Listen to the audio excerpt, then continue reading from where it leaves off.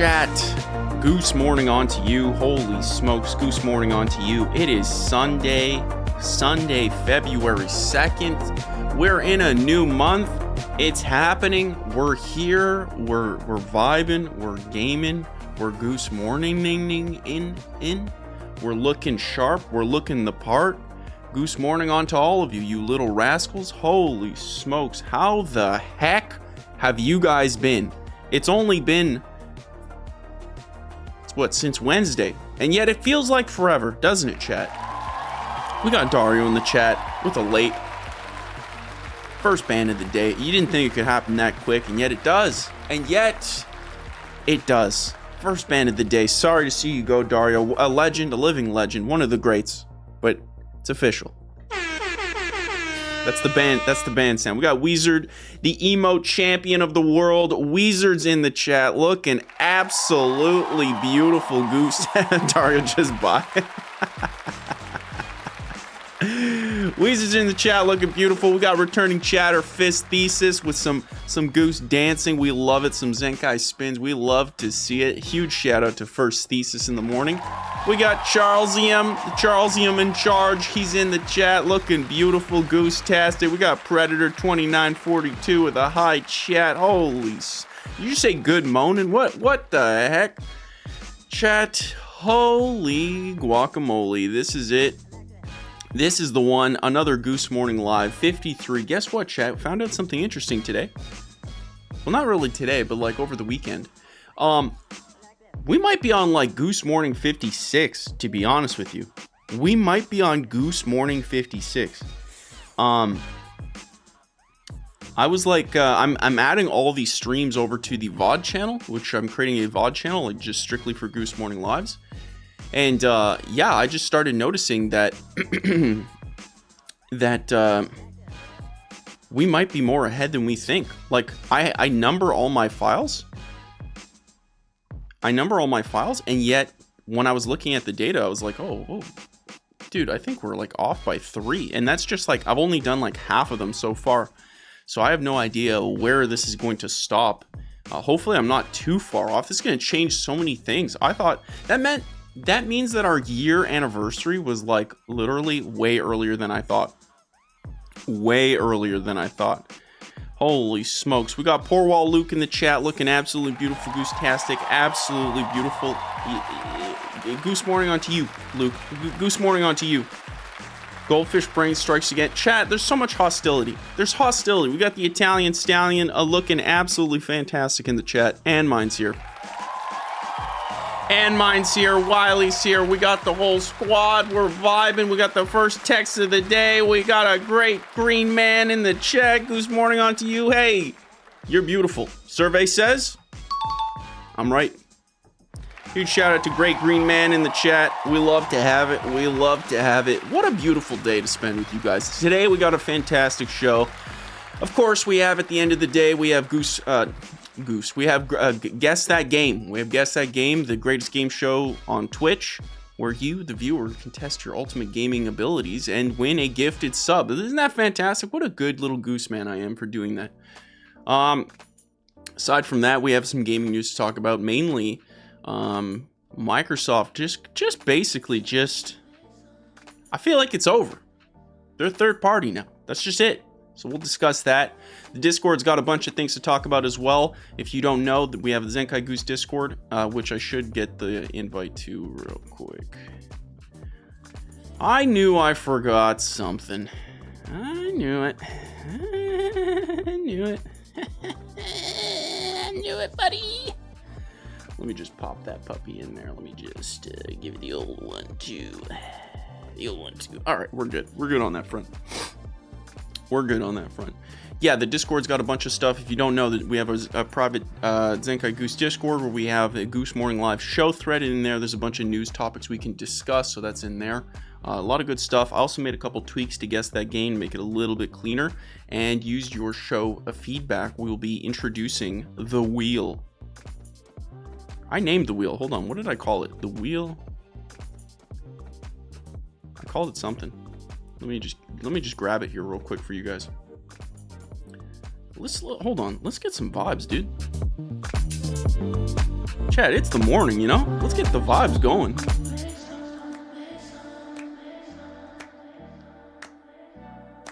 You know? I'm just gonna load the wheel here, see if it like... Where's my wheel? Where's my wheel? Where is it?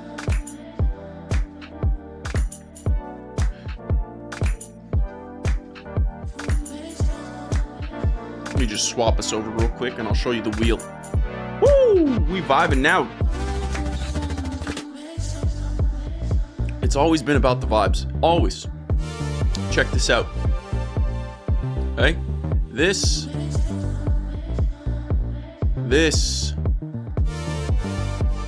is the Wheel of Doom. I think this time for Guess That Game, what we're going to do is we're going to do 3 questions and then spin the Wheel of Doom. Spin the Wheel of Doom. This is it. So right here, you can see we have a couple things, each with different effects. Let me just show you. We have Doomsday, Bullet Bill, Cameron Mode, Confession, Canada Mode, the Switcheroo, Sub Mode, Goose Round, Follow Mode, Blue Shell, and Clown Mode. So we got a lot of cool stuff, and we're going to see how that works out. Huge shout out to the Discord for providing so many cool suggestions. You guys are absolutely beautiful and goose-tastic in that Discord. You guys are one of the greatest. Let me actually just get the suggestions.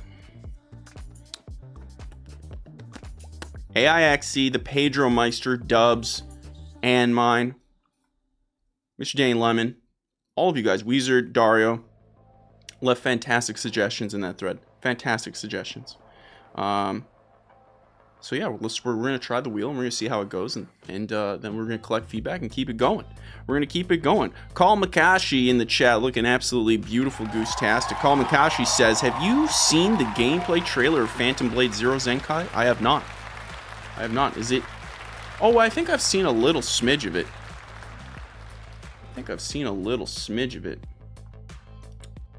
Hold up. Phantom Blade Zero. What's a PlayStation game?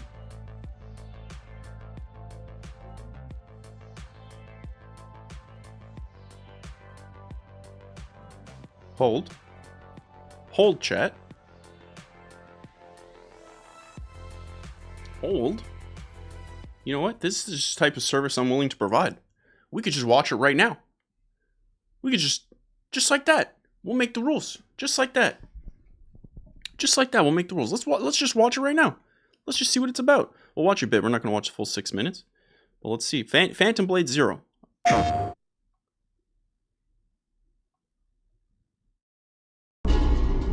Beware of the 7 stars and their sword formation. Together they have slain countless evildoers, but now they're dark and hollow, just like their faces.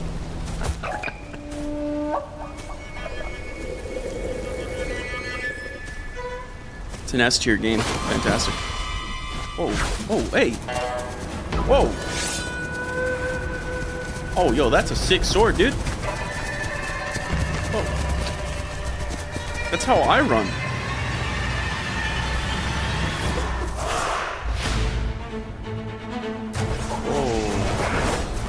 Hold? Whoa! Holy smokes, dude!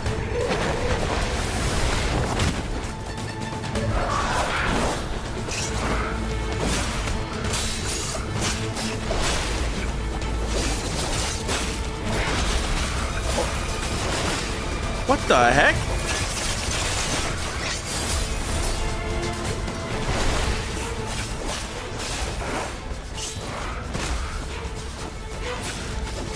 Yo, what the heck?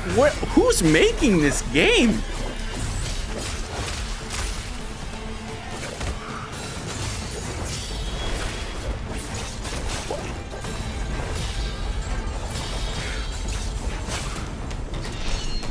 Dude, he just jumped off other dudes' swords? What? This is incredible. Get him, dude. Get him. Get him. He just kicked that sword in his face. What the heck?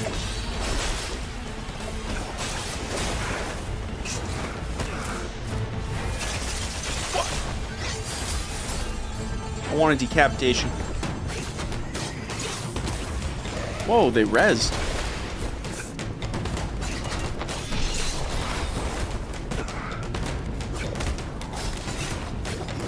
How long has this been going on? This is 2 minutes of straight gas.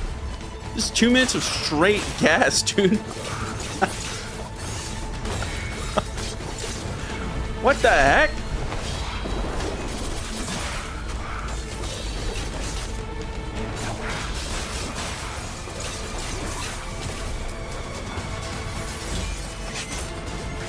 Oh. In the chest? Yeah, I'd run too, dude. Someone kicked a sword in my chest, I'd run too. Okay, easy.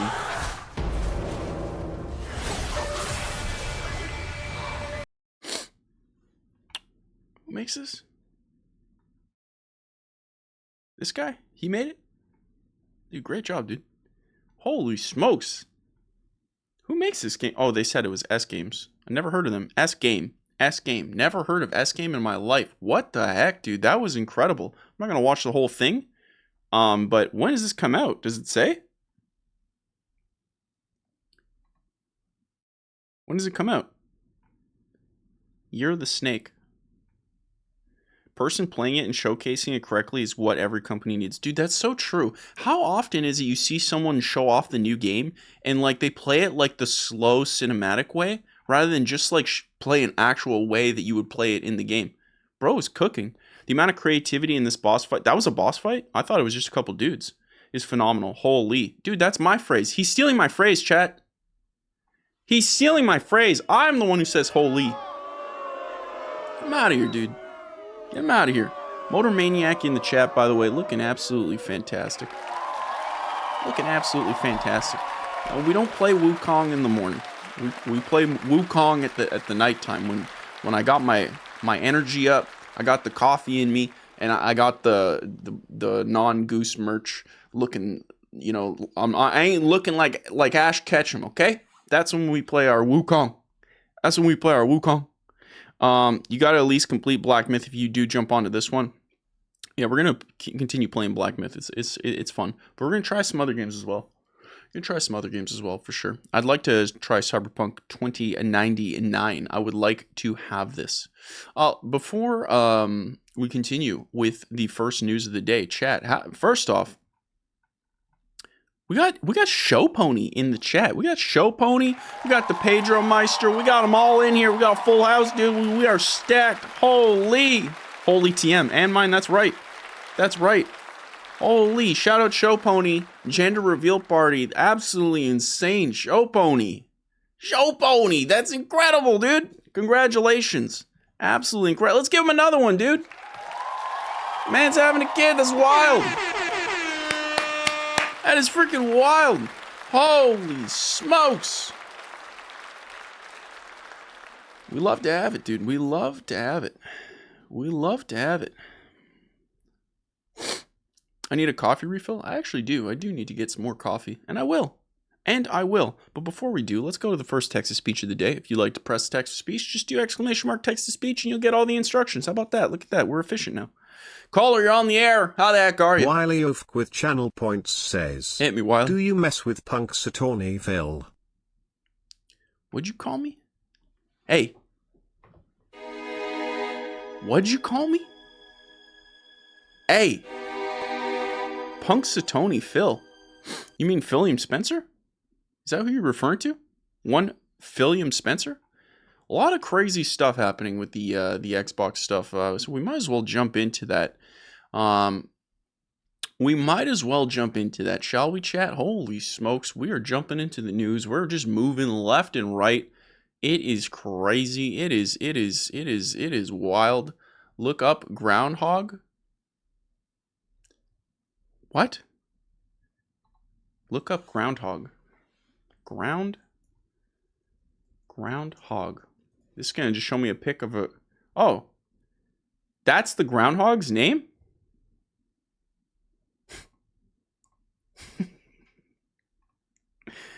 Hold on. What did this little goblin even do? Let's see. Did he see his shadow? Okay, buddy.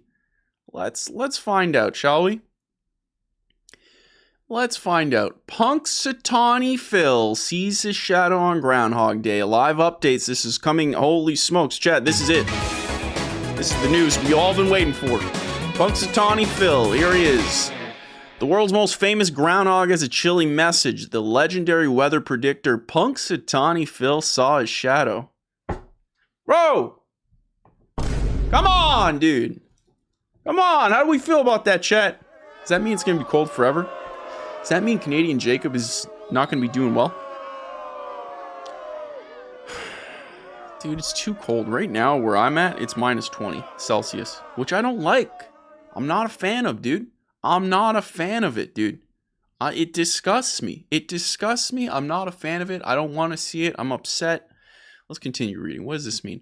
It's Groundhog Day and all eyes are on Punxsutawney Phil. Which day was Groundhog Day? Oh, it straight up just happened. This is live. This is breaking news. 9/11, February 2nd. Once a year, the famous groundhog predicts with limited success if the U.S. will have an early spring or 6 more weeks of winter based on whether or not he sees his shadow, according to Punxsutawney Groundhog Club. Bro, can you imagine just being like a caveman back in the day? You know, you're just barely making ends meet. You know, you're getting your meat. You're like, I don't know if Bob's going to make it, dude. He saw like a woolly mammoth. He fought him. I don't think he's going to get the food. Bob's done. You know, you don't know what's going to happen. And then like thousands of years later, we've regressed to watching a groundhog. Bro, do you see his shadow, dude? I think he did. What's his name? Punxsutawney Phil, dude. Yo, Bob didn't die for this, all right? A shadow, so get ready for more winter at around 7:25 a.m. Eastern time. The best time, by the way. The best time is Eastern time. Phil, the seer of seers, saw his shadow and predicted the year would see an extra long winter. The groundhog made his prediction on Gobbler's not... Hey. Now hold on a second. Now hold on 1 second. Hold on a second there, buddy. Hold on 1 second. If that's the name of where you are, I need you to please type in the chat what it's like. We need a live play-by-play, what it's like in Gobbler's Knob, Punxsutawney. Brother, if you have an address that's like 549, Main Street, Gobbler's Knob, brother, get out. That's your sign. Get him out of there, dude. Get him, bro. You need to get out. Get out, dude. That's not the one, dude. Gobbler's Knob is wild.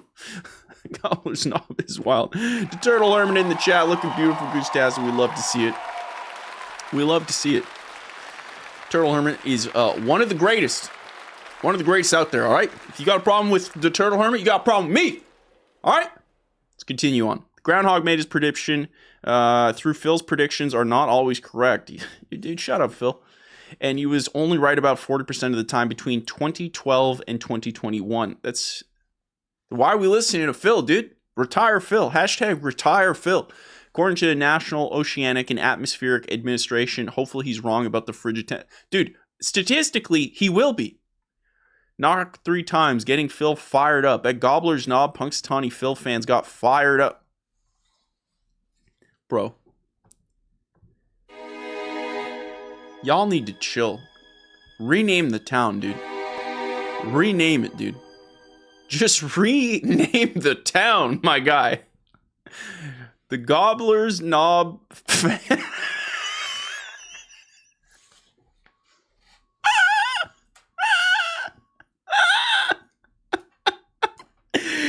Oh my god, dude. Oh my...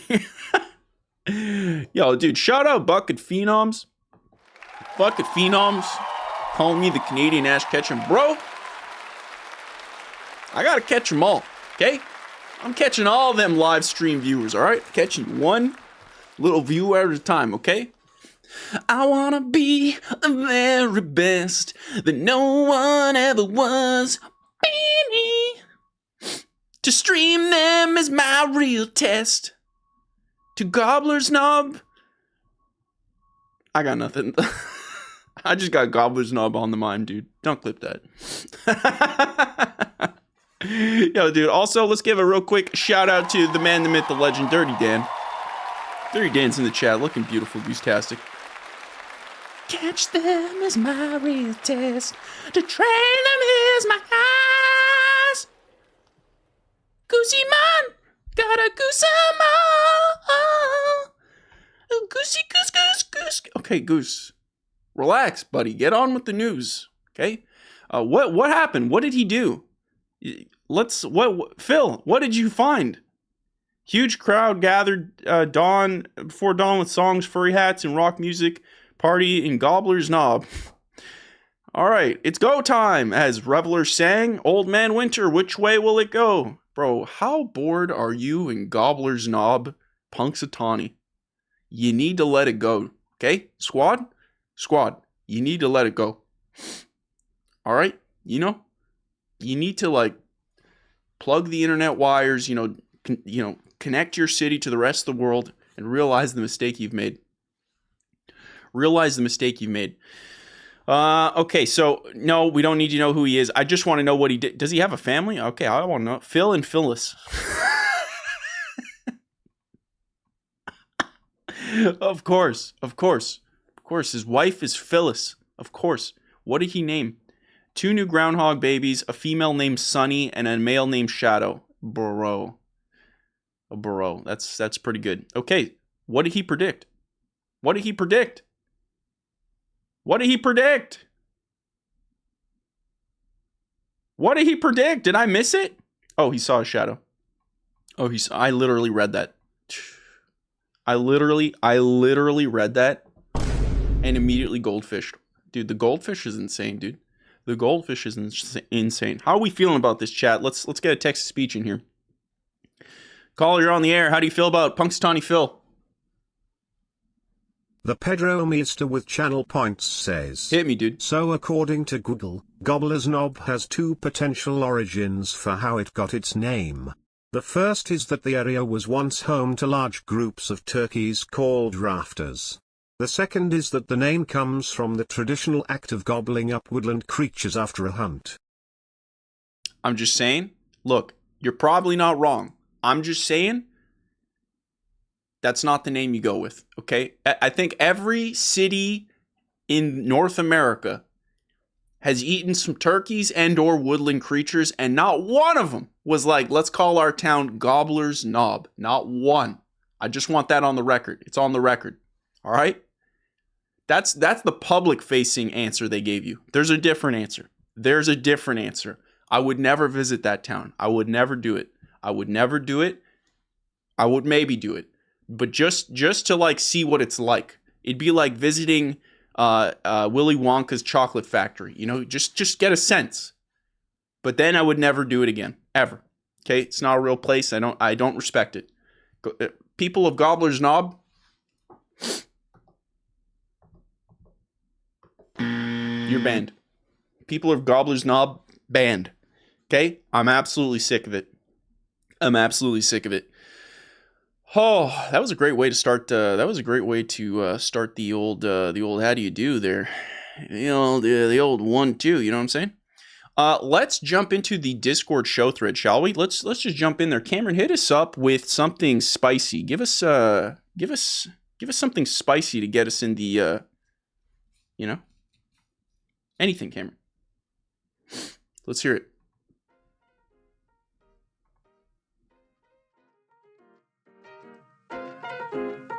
Ooh.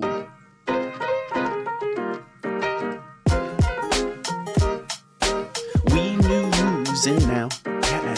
We losing now. Yeah. We losing now. Yeah.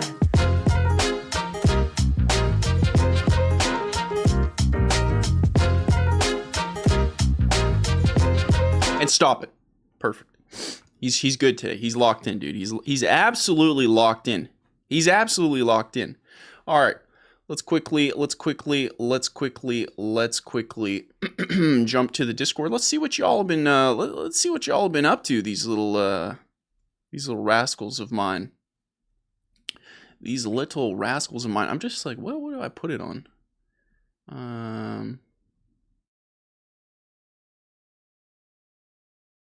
Let's keep it at that. Let's keep it at that. Let's keep it at this. I like this new view. I just added this new view to the stream, and I like actually really like it. I really like it. Okay, so those of you who don't know, if you'd like to join Discord, we have obviously our private Discord you can get to by doing exclamation Discord in the chat. I will say today, chat, we are not doing a multi-stream to YouTube. I don't like it. I just don't like it. I don't know if I'm going to do that anymore. I think it's just going to be like actual recorded clips to YouTube. I think that's just what I'm going to do going forward. I mean, I'm going to have to really think about it hard, but I just not a fan of it, to be honest. It adds so much extra work for like nothing, and like I can upload a higher quality VOD and it does like 1,000 times better. I don't know. I don't think I'm going to continue. But anyways, the Goose Morning Live 53 a show thread, and if you're watching this on a VOD, this is most likely Goose Morning Live 56, as we might have found out. Let's go through. First message is from Spongeman Aim, saying goldfish immediately getting banned. So that's absolutely fantastic. Absolutely fantastic. He's banned. Get him out of here. Spongeman Aim banned immediately. Goose never beating the allegations. Wait, syphilis is brother? Hey, no way. Hey, no way Phil's brother is named Syphilis. Hey, no way, dude. You didn't answer the question. Do you mess with Phil? I don't mess with Phil. I respect Phil for living in Gobbler's Knob. That's a problem right there, dude. Get him out of there. Get him out of there. He doesn't deserve that. He saw a shadow equals winter for 6 more weeks. Dude, I don't know what it's like for you guys. I mean, the Discord's been very clear. It is cold. It has been a very cold winter. I have a Tesla Model 3. If you guys remember, we charged it in that one stream. And I literally had to go someplace yesterday for dinner. I started the car, right? Because I started so it warms up so I can get into it. I started the car, was at 44%. I got in the car 2 minutes later, the car was at 40%. I drove the car down the street like for a 2-minute drive. I was at 32%. I was dropping off my dog. Okay. So 32%. So I've lost 12% battery within the span of like 5 minutes. Then I drove to where I was going to eat, which also happened to have a supercharger for Tesla. That's where you go to charge your Tesla. I go there. This is a 20-minute drive. I am at now 14%.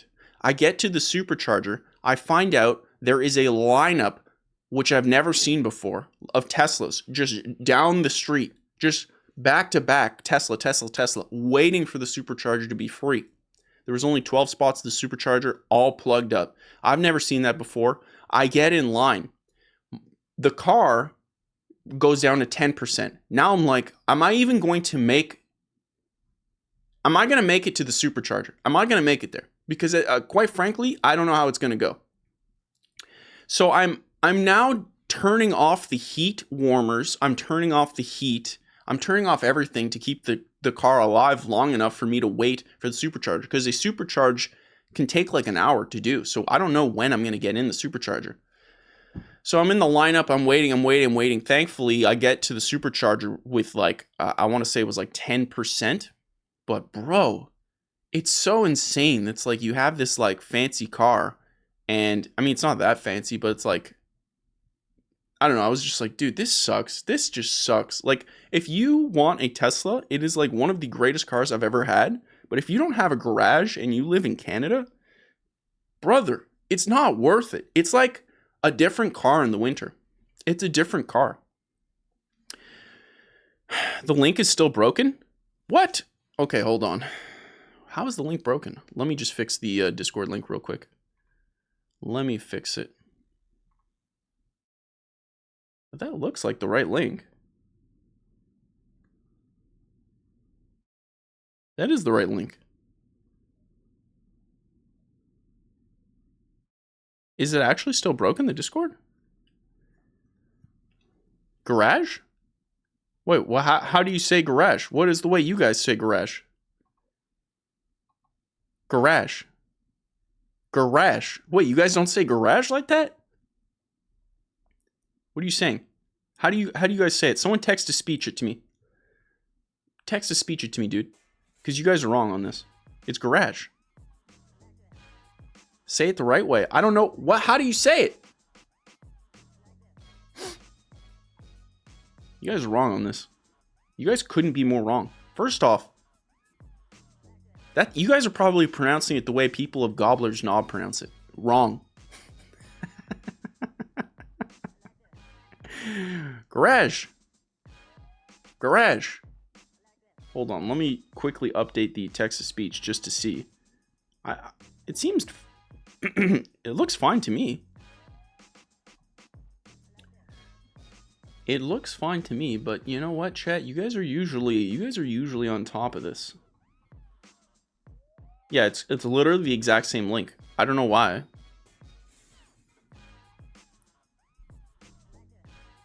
Garage.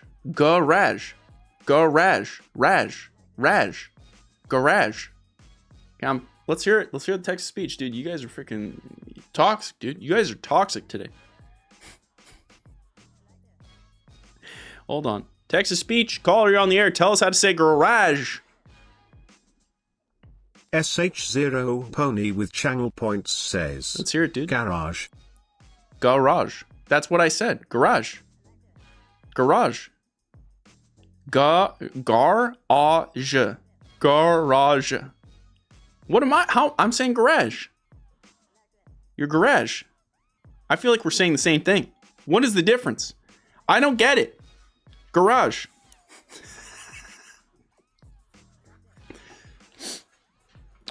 First Levis, then Adidas, then Nike, now garage. You guys are toxic, dude. You guys don't know how to speak. Learn how to speak. Garashi is if German. You're toying with us? I swear to God, that's how I've always said garage. Garage. It's so natural. Garage. You know? It's like, yo, where you got the vice grips, dude? In the garage. That's where, dude. The asphalt? What's wrong with asphalt? Why are we talking about asphalt now? Say Worcestershire? Worcestershire.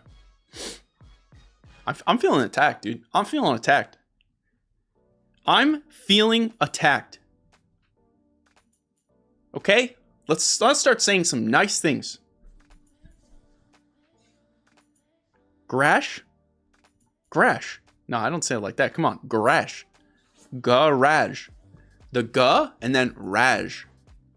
Raj. It makes, phonetically, it makes sense. Phonetically, it makes sense. Chat, you guys are, first, A, toxic. B, incredibly wrong on this. Ashwalt? I didn't say ashwalt. It's asphalt. Asphalt. Asphalt. Yeah, we got some asphalt here. We're gonna make this road with asphalt. I dare you to say it in every sentence you say. Say what? Worcestershire? Isn't that it? Worcestershire.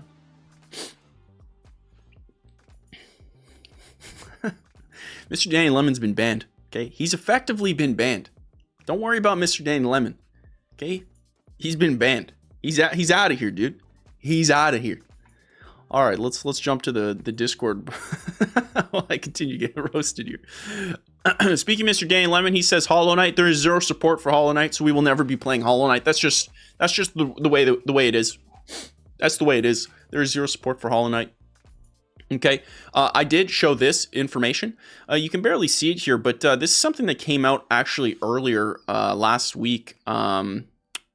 Microsoft's put out their quarterly statements for growth, and some of the things that I thought was interesting here is the percentage change, aka the growth they've had last year for Xbox and content services, so effectively gaming and their hardware, is 2%. And I thought that was insane. 2% growth is like really, really bad considering the fact that they bought Call of Duty, Activision, World of Warcraft. This includes that. So that is absolutely insane. Am I still getting roast in the chat, banned from using English. Dude, if you banned me for using English, I'm just going to move to Gobbler's Knob where you can't touch me. I'm safe there. No Chester. Garage, depending on where you are. That's how I say it, garage. I always worry about him and his gambling issues. How can you say Punxsutawney Phil right, but not Case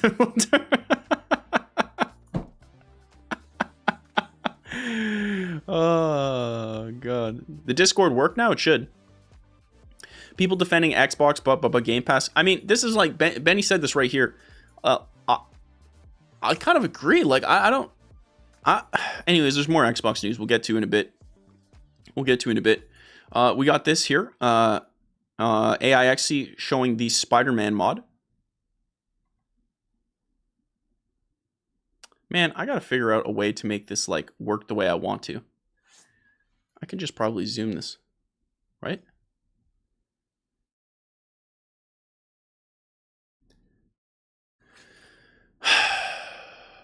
Probably need to swap camera perspectives, to be honest. Apparently they made a Spider-Man. Hold on. Let me just swap it over, dude. Let me just give it the old 1-2. We'll go like this, and then we'll make it happen. All right. Spider-Man PC multiplayer mod. Isn't that incredible with mods? They just like do everything. They do everything. Look at this. Especially with like the Miles Morales stuff and the end of Spider-Man 2. I mean, we know what they're doing with that. Which, by the way, has it been long enough we can talk about the ending of Spider-Man 2?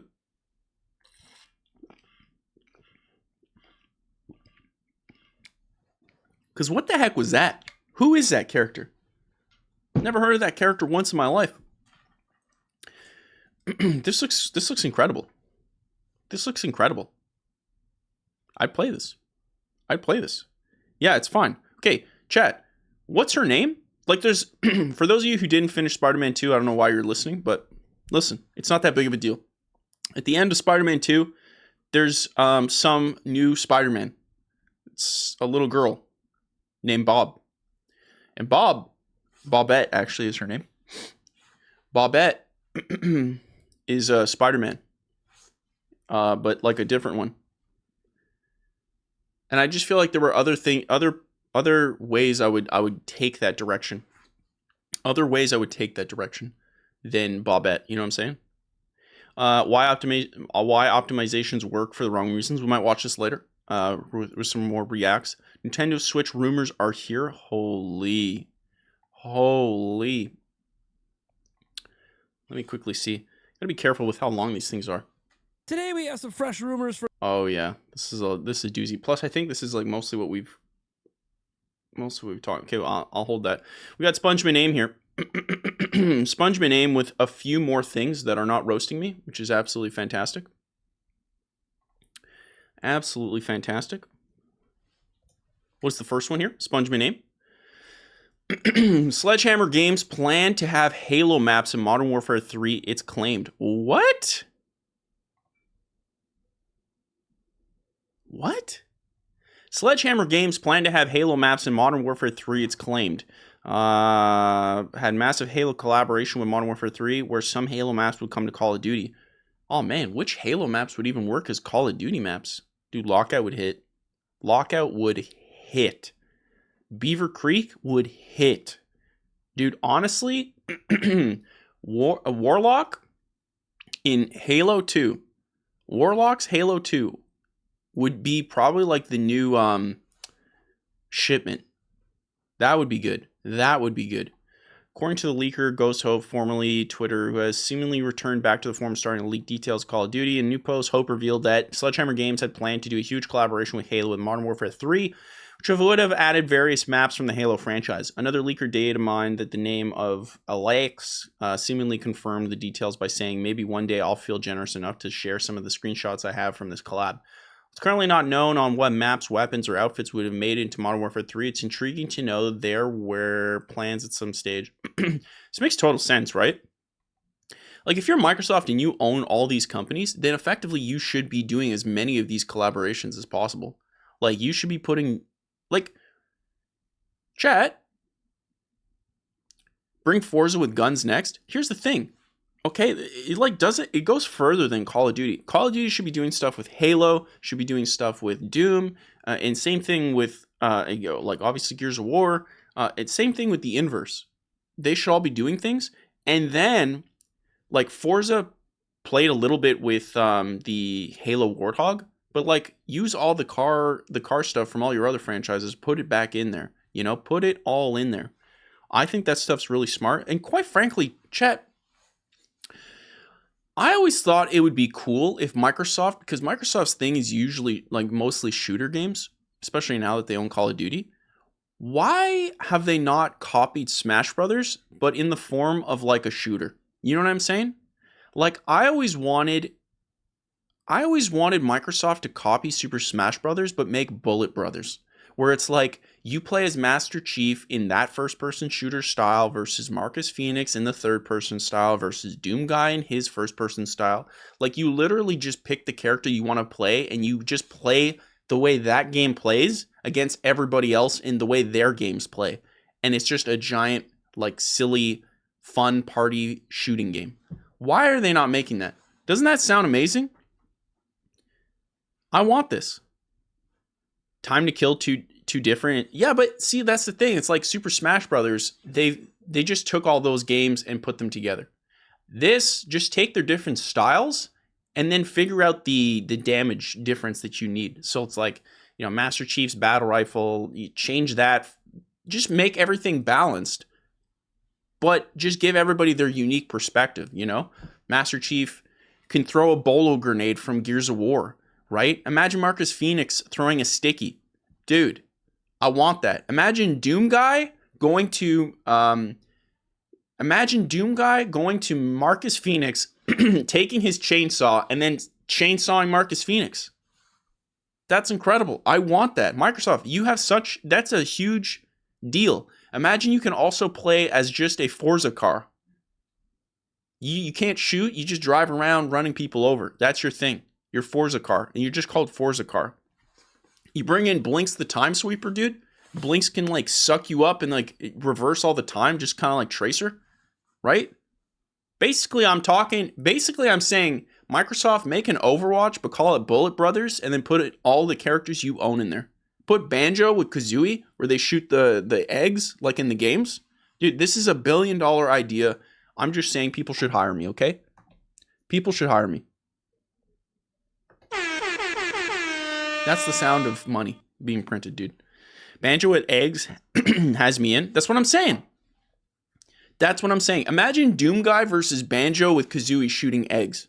And then imagine you get Conker from Conker's Bad Fur Day. He comes in with like his Matrix outfit and his little 2 submachine guns. Bro, what are we talking about, Microsoft? We got some money left on the old table here. Like, dude, the people of Gobbler's Knob are making better decisions than Microsoft. You know what I'm saying? I didn't want to be the one to say it. But look.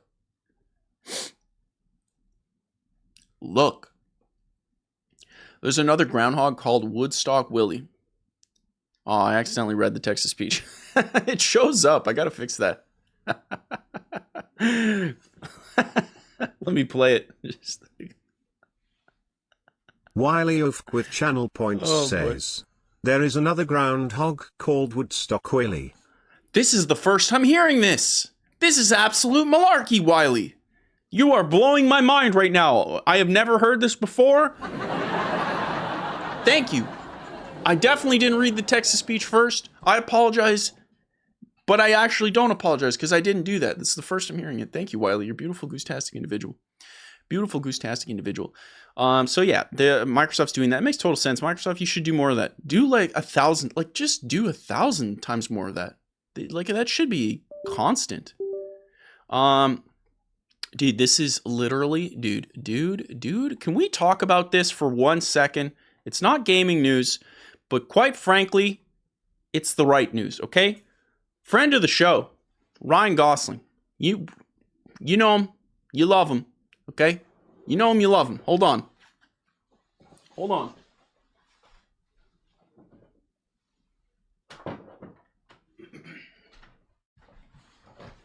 Friend of the show, Ryan Hartwell Gosling. Okay. There he is. There he is. We're the same person at the end of the day. He says garage just the way I do. Okay. He's a Canadian, just like me. Identical. That's what I'm saying. Okay. It's a fantastic movie. Fantastic movie. One of my favorites. And lately, there's been this crowd that's like, if you watch Drive, you got... like, brother, shut your mouth. You nasty. Drive is a fantastic movie. Am I right? Thank you. They should make a sequel. I would definitely love a Drive, too. Ryan Gosling, friend of the show. Ryan, I hope you're doing well over there. Make sure to say hi in the chat if you're here, Ryan Gosling, like we know that you are. Ryan Gosling is reportedly considering to be playing Ghost Rider in Marvel's Marvel movies. Yeah, have you heard of them? They're called the MCU, Marvel Cinematic Universe. You see, the whole thing is they make multiple movies, and they're all interconnected. And then they all like come up to this big crescendo, usually an Avengers movie. It hasn't been good for a while. It hasn't been good. It's been pretty much just bad. It's been real bad. Quite frankly, we're all hurting for a good time, okay? The people of Gobbler's Knob are having a better time than Marvel people, okay? Because the Marvel movies haven't been good. But actually, I'm hoping Captain America, whatever it's called, I don't know what the name's called, but the one that's coming out like next week, I hope that's good. I really, really do. Winter Soldier is my favorite Marvel movie. Winter Soldier is my favorite Marvel movie. I love that movie. It's like grounded until it's not, but like for the most part, it's grounded. It's fun. Captain America's cool. I always thought Captain America was one of the lamest characters of all time. And then I saw Winter Soldier, like the first 5 minutes of Winter Soldier, where he kicks a dude so hard he bends backwards on the ship. I was like, okay, this guy's literally awesome. That was just the coolest thing I've ever seen in my life. Anyways, if you don't know, they made a Ghost Rider movie with Nick Cage as the lead, and then the love interest being Ryan Gosling's wife, Eva Mendes. So part of me thinks Ryan Gosling just wants to do this so when you think Eva Mendes, you think Ryan Gosling is Ghost Rider? I don't know. That's just me. I don't know. Maybe, maybe not. Who knows? Sounds like Goose is American. Well. Look who slipped out the garage, dude. Look who slipped out the garage. Mr. Daniel Tiberius Lemon. Celine Winter Night's here as well. Look, these little rascals just tiptoed out the old garage, you know? They saw their shadow and they said, it's time. It's time. Fantastic seeing Celine, the hydration champion of the world, and of course, Mr. Daniel Lemon, the Hollow Knight wonder of the universe. That's what they call him. So as I was saying, Ryan Gosling's coming for Ghost Rider. And look, dude, Marvel movies have kind of taken a giant L. I'm actually kind of done. I watched all of them. I skipped the Marvels. That just looked bad. That just looked rough. I didn't even watch that. I couldn't even tell you what the last Marvel movie was. I couldn't tell you. The Marvels was good? The Eternal Hermit? Is it actually? Because if it is, I'll watch it. I'll watch it right after the show. I'll watch it tonight and I'll post about it in the Discord. But so help me God. So help me God. If that's not a fun watch, I will put dirt in and around your eyes. Okay? Legitimate threat. Legitimate threat, okay?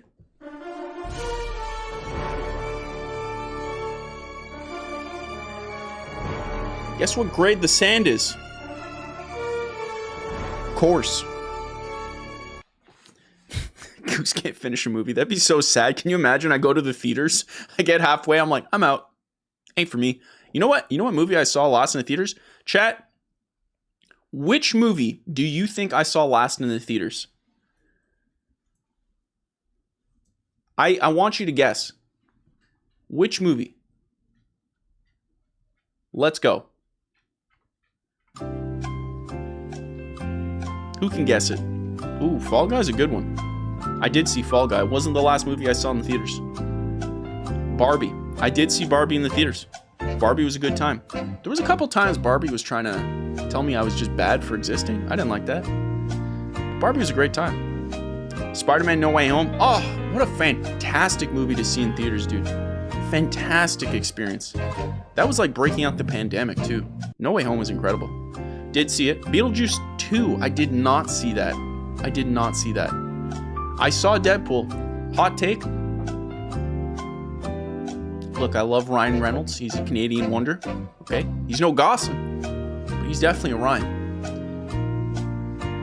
Deadpool Wolverine's a bad movie, dude. It's just a fact, okay? Deadpool Wolverine is just a bad movie. I'll go toe-to-toe with anyone who says otherwise, okay? I'm glad if you like it. It was a fun time to watch. I had fun watching it. It's a bad movie. Groundhog Day. I did see that recently, not in theaters. They should re-release these movies in theaters, right? I would go do that. Nosferatu. I didn't see that. I heard good things, though. Deadpool and Wolverine, not worth a purchase. Yeah, so that's what I'm saying, like... Deadpool and Wolverine is a series of cameos stitched together and like fun skits. But on movie, the story is just dog. Like, what's the story? Deadpool wants to be in the Avengers. The Avengers are now they're in his universe, and he went to a different universe to be an Avenger. He was denied, and that made him sad. Even though, like, all the other movies, he just like doesn't care about anyone fitting in at all. He's just adjacent. He's just there at all times. He's just having fun, and that's kind of the beauty of Deadpool. It's like he doesn't really care about anything. He's just kind of having fun. He just likes his like wife. And then like Wolverine's whole thing is like he accidentally like got wasted one night and let the X-Men die, and then he feels bad. And that they're saying, and look, that's sad, but like the whole thing with Deadpool Wolverine is like he's the worst Wolverine because he got drunk and then he let his team. And you're telling me that whoever kills Cyclops, Jean Grey, all of them, you're telling me Wolverine's going to be the deciding factor? What a horrible premise. That is a horrible premise. Horrible premise. Disgusting premise. Also, the villain, dog. Baldy, Lord Voldemort, Lady Voldemort, bad. Also, how are they going to take my boy Tom Wamsgam from Succession and basically not make him the villain? Like he could have done it way better than Lady Voldemort. Okay. Way better. Okay, so let me get back to the games, the movies I saw. Alien Romulus? No. Dune Part 2? I did see it. Sonic 3? Dude! I wanted to see Sonic 3 so bad. But as a grown man, it's pretty hard to ask your friends to go watch Sonic 3 with you, dude. They just look at you and they go,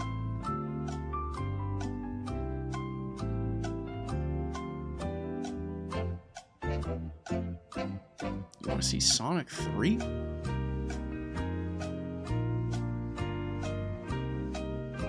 Like the thing that's made for children?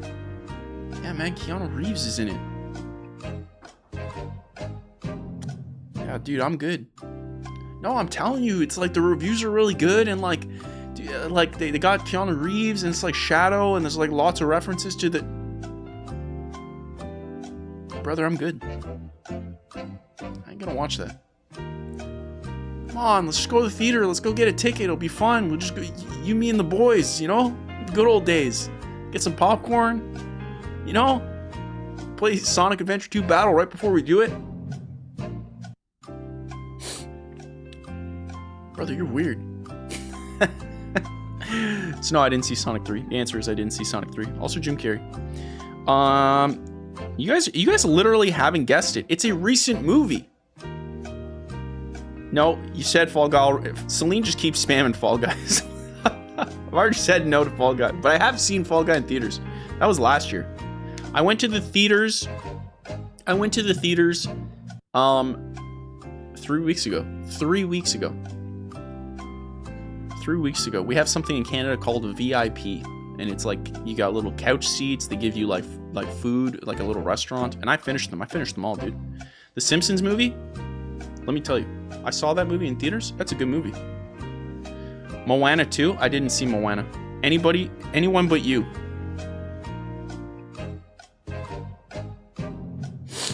No comment. Wolfman, I did not see Wolfman. Red One, I would rather die. I'm the red one. You hear me? Hey, look at me. I am the red one now. Look at me. I am the red one. Must have been Ghost Rider with Nicolas Cage. Oh yeah, they re-released it in theaters in IMAX and I just couldn't help myself. Kraven the Hunter. I would rather die. I will never see a Sony movie like that in theaters ever. Except for Venom 3, which again, I tried to get the boys to watch Venom 3 with me and they were like, bro, I'm not watching Venom. And I was like, there's a Venom horse. And they were like, what's wrong with you? I was like, bro, it's Venom 3, the Venomening. It's starring Venomio. I can't believe you guys haven't guessed it. We're just gonna end this segment here because it's like been 6 minutes. You guys haven't guessed it, not once. The Brutalist? I watched Wicked. Oh wait, actually, Weezer just said it. Called it too soon. Weezer said it. Yeah, I watched Wicked. And honestly, look, I'm going to be real. Kind of a banger movie. Didn't think it would be good. I was kind of like asked to go. And I was like, yeah, I'll give it the old 1-2. Wiley said it first. Oh, yeah, Wiley did say it. Dude, shout out Wiley, dude. Look, I'll be real. The story in Wicked, it's fantastic. It's fantastic. I have some thoughts. But like, dude, the way it's shot, the musical numbers... You're gonna be popular, right? What's the other song? What's the other song that is really popular from Wicked? What the heck is that song? Oh yeah, Defying Gravity. How does it go again? Can someone text to speech the song? How it goes? I need to remember because I just remember. No, it's not it. Defying gravity. Not it. Defying gravity. It's not it, dude. It's not it. It's not it. Caller, you're on the air. Tell us how Defying Gravity sounds. Go ahead. Wiley Oaf with channel points says, Hit us. Wicked, my favorite movie of last year. Great movie. Anora, second favorite. I never saw that. Should I watch that? Honestly? Wicked's pretty banging movie, dude. It's like straight up. I understand. Dude, I don't like musicals. Straight up. I think musicals are lame. Pick a musical. I probably don't like it. I saw Hamilton. It's too long. There it is. There's that one scene where that girl like raps like Eminem. Banger. The rest of it, it's too long. Fight me. It's too long. Wicked, banger. Wicked's a banger. And also, like, some of the shots, like, they made the Wicked Witch look cooler than, like, Marvel heroes. Kind of crazy. Caller, you're on the air. How the heck are you? Dario _555 with channel points says, Hit me, Dario. We're no strangers to love, you know the rules, and so do I. A full commitment's what I'm thinking of. You wouldn't get this from any other guy. Wait, is that the song? Did he just Rick roll me, dude? He just Rick rolled me, dude. Bro literally caught me in 4K. We're no strangers to love. You know the rules, and so do I. A full commitment's what I'm thinking of. You wouldn't get this from any other guy. I just wanna tell you how I'm feeling. Gotta make you understand.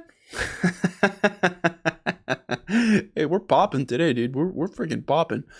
So yeah, Ryan Gosling's gonna be in Ghost Rider. I'm pretty hyped for this because Ryan Gosling doesn't miss, dude. Man just like reeks charisma. He's the Riz master. And quite frankly, Ryan, get in here, all right? Let's do it. Let's do a quick show together. You and me. Just think about what this little hat would look like on you. You look fantastic. Ryan. We're Canadian brothers. Okay? Canada's never needed you more than it does right now. Ryan, don't ask me why I have your picture in my house. It's not important. It's about Canadians right now. We're hurt and we need hope. And that's what I'm here for. So let's do a podcast, a show from my garage. It's going to be awesome. Okay? We'll both wear Levis jeans. It'll be a fantastic time. Mr. Gosling, let's do it. Let's ride those ghosts, okay? Let's ride those ghosts, as they say. That's what they say in Canada. That's a common phrase. People say that. Let's ride those ghosts. I gave your picture in my house. It's not weird. Technically, if I say it's not weird for me to do it to Ryan, I can't really say it's weird if you do it, but I have thoughts. I'm rethinking things. Also, I got to say real quick, what do? I ride? Bro, I would watch the heck out of this movie, dude. You have 5 minutes. Anything beyond that, and you're on your own.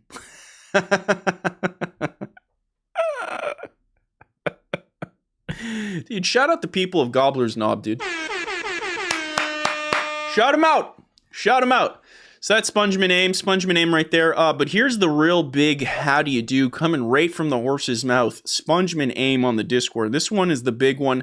And quite frankly, this is the one that's going to get you a little how do you know, you're going to have some feelings on this. Chat, it's happened. It's happened. It has happened. This is it. This is it.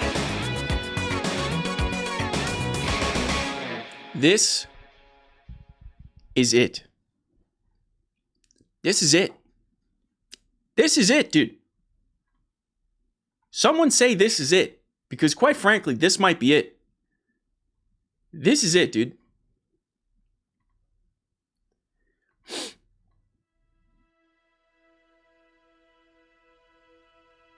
It's over.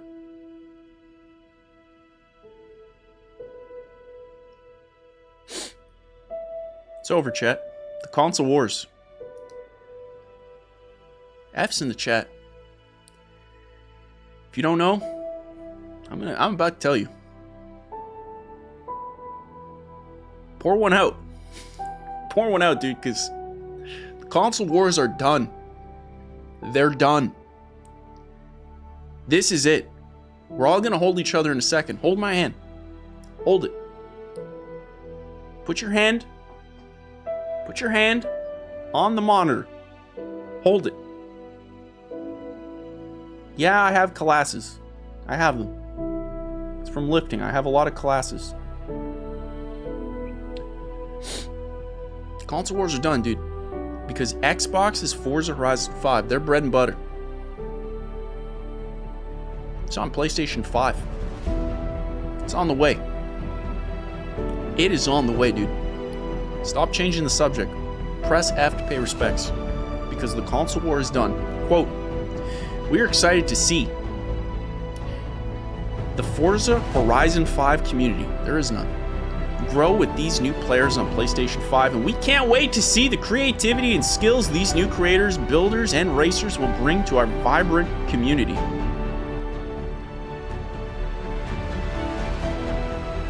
Big Bree says, the crew is still better. That's how you know the console wars are really done. You got people defending the crew. Whew. Thunderdome Gaming Society says, Forza Horizon. RIP Gran Turismo. There it is. I told you it was done. It's done. It's done, dude. The console war is done. Sony won, dude. It's over. These guys are about to experience a golden game on PlayStation. There it is. That comes from Pompino. Pompino just shouting out the truth. He's shouting out the truth. KGen community, we got Forza on PS before GTA 6. Dude, facts. Let him know, dude. Let him know. Look, I'm gonna be real. Could I be... Look. Hey, look. Look. Look. Can I be real?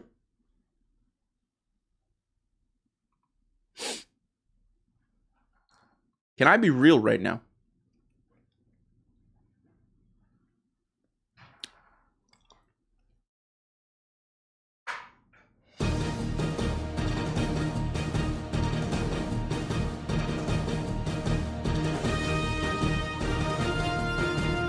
It's time to be real. Because I have breaking news. Straight out of the horse's mouth.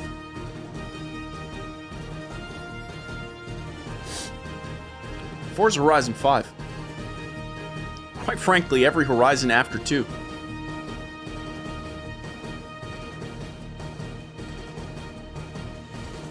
It's mid. It's mid. It's a mid game. It's a mid game. Allow me to explain. In Forza Horizon, everything looks beautiful. The gameplay is exactly what you need it to be. But then they just give you everything. And you're like, sure is beautiful, isn't it? And then you never play it again, do you? You never play it again. Because that's all Forza Horizon is. It's just really good looking, well playing, zero progression, one of those. There it is. I said it. I'm not afraid to say it. When others were afraid, Goose stood up. Forza Horizon is mid. Well-made game. It's like a demo with almost all the Yeah, Dario actually kind of nailed it.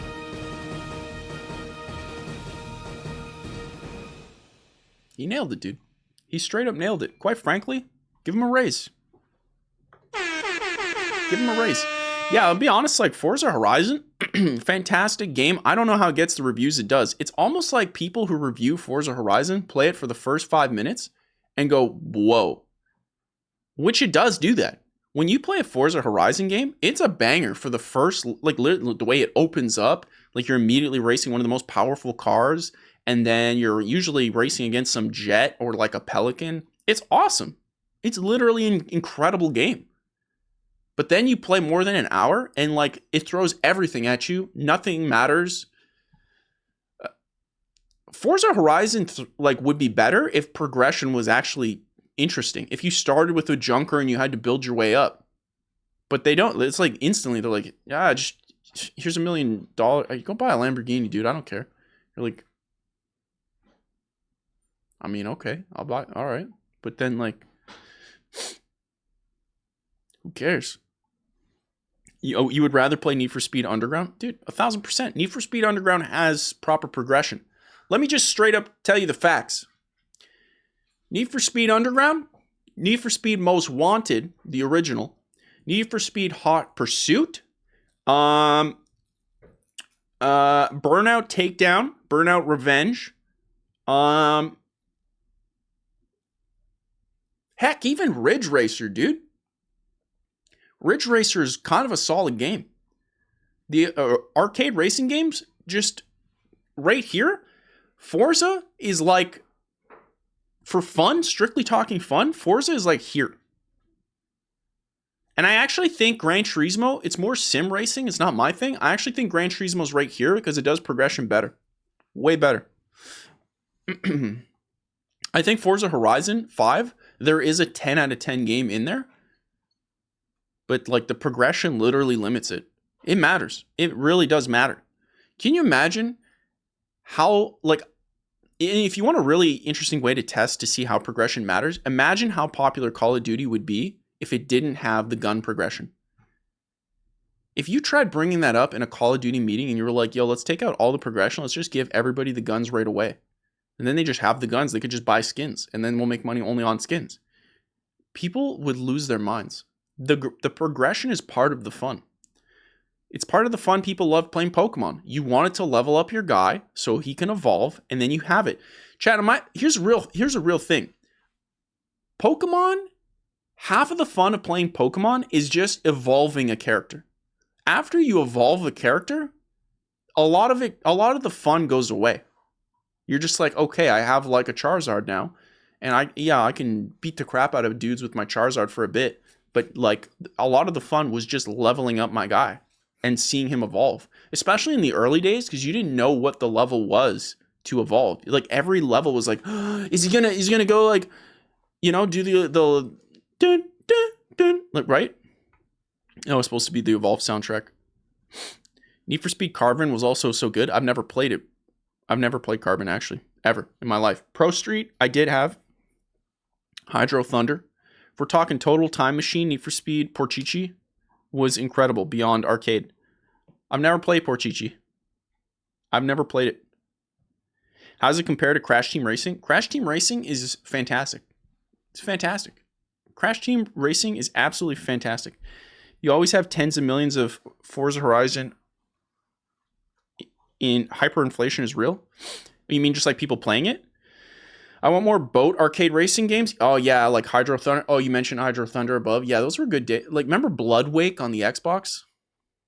It's fantastic. Flat Out was the dope game. Pokemon app on the phone is dangerous. Is that the trading card game?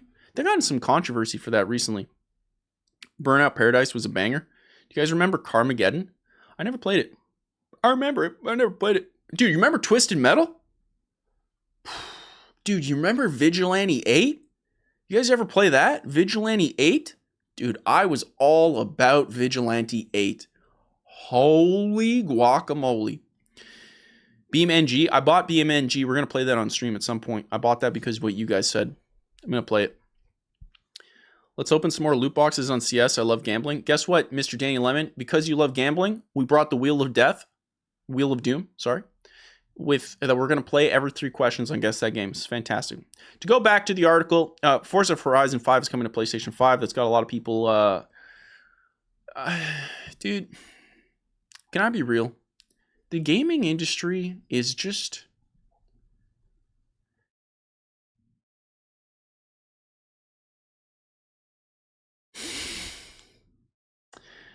I don't know, man.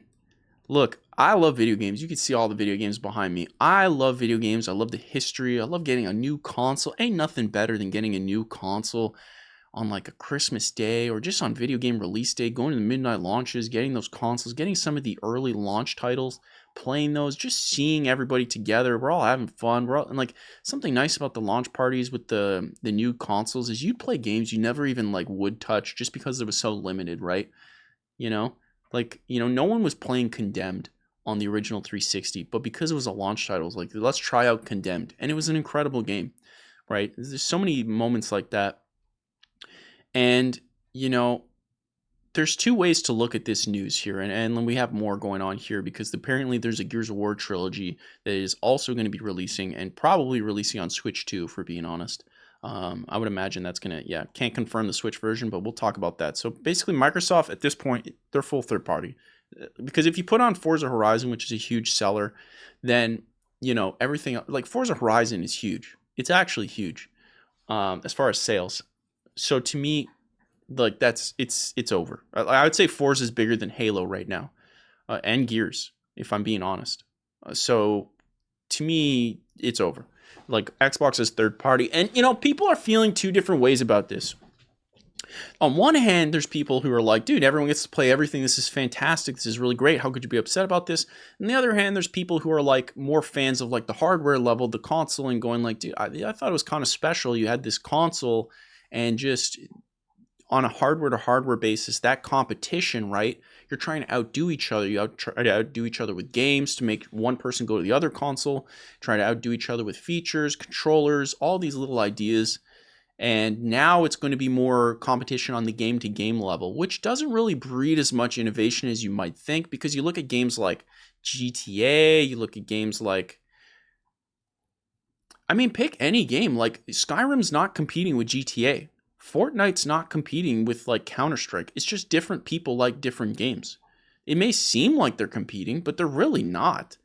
So going full third party kind of eliminates the competition. It's just like, yeah, there's just games, which is great. More people get to play them, but like there was just something beautiful about the competition on the hardware level, and now that's effectively gone. So those are the 2 perspectives. I don't know which one you guys fit in. I kind of fit in the second one. Because I love the consoles. I really do love consoles. There's something so special about getting a console, and like I said, going to midnight releases. I miss that stuff. That stuff was so great. It was like such a community thing, dude. Same thing with like midnight releases of games. Like, oh man, I remember going to my midnight release for Gears 3, GTA 4. I couldn't do it in Halo 3, unfortunately. Halo 3, the way it was set up where I am, and I think I was working because the game's released Tuesday. Yes, so I couldn't do it. But I did go early morning on Tuesday morning. I think they didn't even have a midnight launch where I was, which was really annoying. Anyways, I did get Halo 3 like ASAP. I remember just like going in early before work. You're a PlayStation fanboy. You wanted Forza on it for years, so I guess I love the news. Yeah, like I think it's fantastic news that like PlayStation people and Switch people get to play Halo, which inevitably will come. It's rumored, but like let's call a spade a spade. If you put Forza the biggest game, it's going. It's just going. So Forza, Gears, and Halo, these are amazing games. Specifically the ones they're porting, amazing. Like Gears 1, 2, and 3 specifically, there's a lot of love for Gears 1, the one that started it all. I don't think people love Gears 2 as much as Gears 1, but Gears 2 innovated with Horde mode, which like changed the video game industry.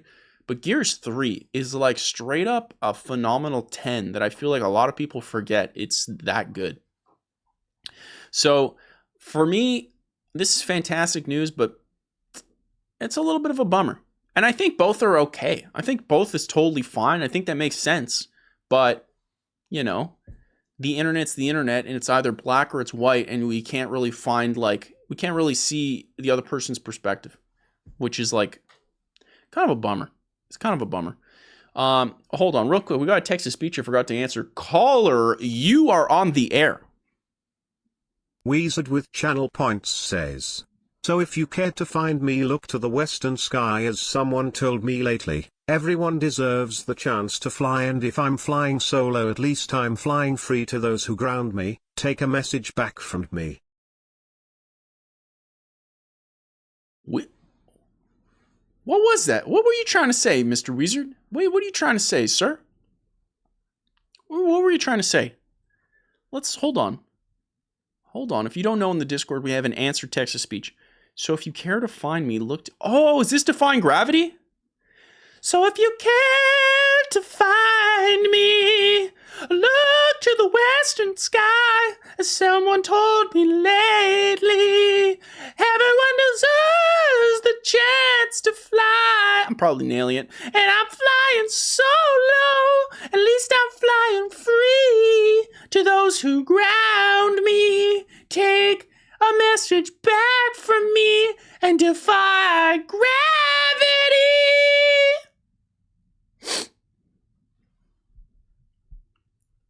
I don't even need to read the chat, dude. I nailed that. I absolutely nailed that, dude. I nailed that so hard. I mean, chat, at this point, you guys should just request songs for me to sing raw, you know? Because I'm defying gravity. Gravity. Caller, you're on the air. Please tell us how you are defying gravity. Caller, Goose Morning Live. How are you defying gravity? Danny Lemon with channel points says, Zenkai 9 spin, Zenkai 9 spin, Zenkai 9 spin, Zenkai 9 spin, Zenkai 9 spin, Zenkai 9 spin, Zenkai 9 spin, Zenkai 9 cinema, Zenkai 9 cinema, Zenkai 9 cinema, Zenkai 9 cinema, Zenkai 9 cinema, Zenkai 9 you woo, Zenkai 9 you woo, Zenkai 9 you woo, Zenkai 9 you woo, Zenkai 9 you woo, Zenkai 9 excites, Zenkai 9 excites, Zenkai 9 excites, Zenkai 9 excites, Zenkai 9 excites, Zenkai 9 excite.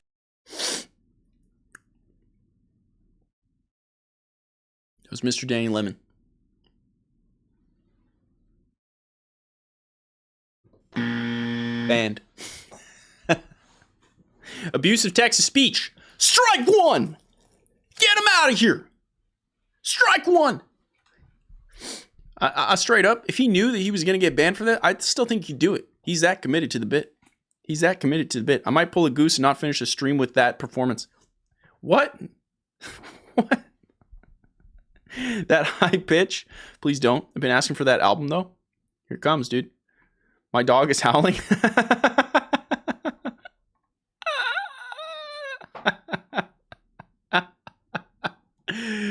Yeah. So that's happening. We got a couple videos here to react to. Also, there's some news. Spider-Man 2 is debuting on PC, but apparently it's like super mixed. In fact, I wonder if they're gonna post it here from IGN. There's some like memes going around from Aunt May, which is literally like she looks like wonder if I post it. Wow, really shocked. Some believe memory was mentioned a long time. Effectively, the PC port of Spider-Man 2 is apparently not that great, which has been a little bit rough. Let me see if I can try to find the meme. Spider-Man 2 Aunt May.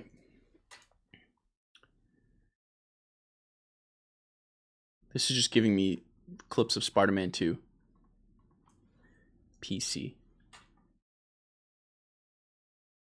Oh, yeah.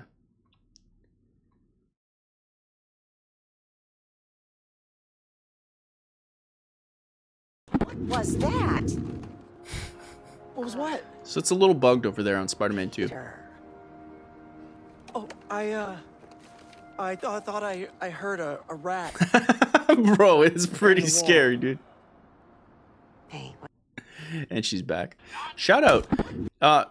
Super, like, hot take, chat. Personally, I think this Aunt May is the best one. The Spider-Man PS4 Aunt May is the best Aunt May. Is that a hot take? It goes Spider-Man PS4 Aunt May right underneath, like literally just a sliver underneath. Okay, it goes the Raimi Aunt May, and then it goes Tom Holland's Aunt May, and then it goes the Spider-Man animated series Aunt May, and then Amazing Spider-Man Aunt May. That's it. First time chatter _a_underscore in the chat, looking absolutely beautiful, saying I like your uniform. Gotta catch them all, dude. Okay, this is what every Canadian wears. This is what we wear, dude. Red, white. Let's go. Let's go, dude. Shout out. Shout out. We love our first time chatters. So yeah, apparently Spider-Man 2 is not doing super well. Chat, before we do Guess That Game, I thought it might be really fun. I have no idea how this will work out. Given the fact that there's news about the whole Xbox going third party and that whole how do you do, I thought it might be fun to watch my own video about the console wars, about what it means about this 9th generation. I thought that would be fun. So I don't know what this is going to be like, because I don't think there's many creators who make this type of content and also make premium type of content and then react to their premium content. I don't think I've ever seen that. I don't know how that's going to work, but to me, I think that's a fantastic, like, I can also give you commentary on like why I made the decisions I did. So chat, if you'll join me in this beautiful little process, this video, okay, this video has 2 million views at this point. It's almost been a year since I posted it. It's one of my favorite videos I've ever made. People really seem to like it. 82,000 people liked it. I mean, people really like this video. So let's go through with it, and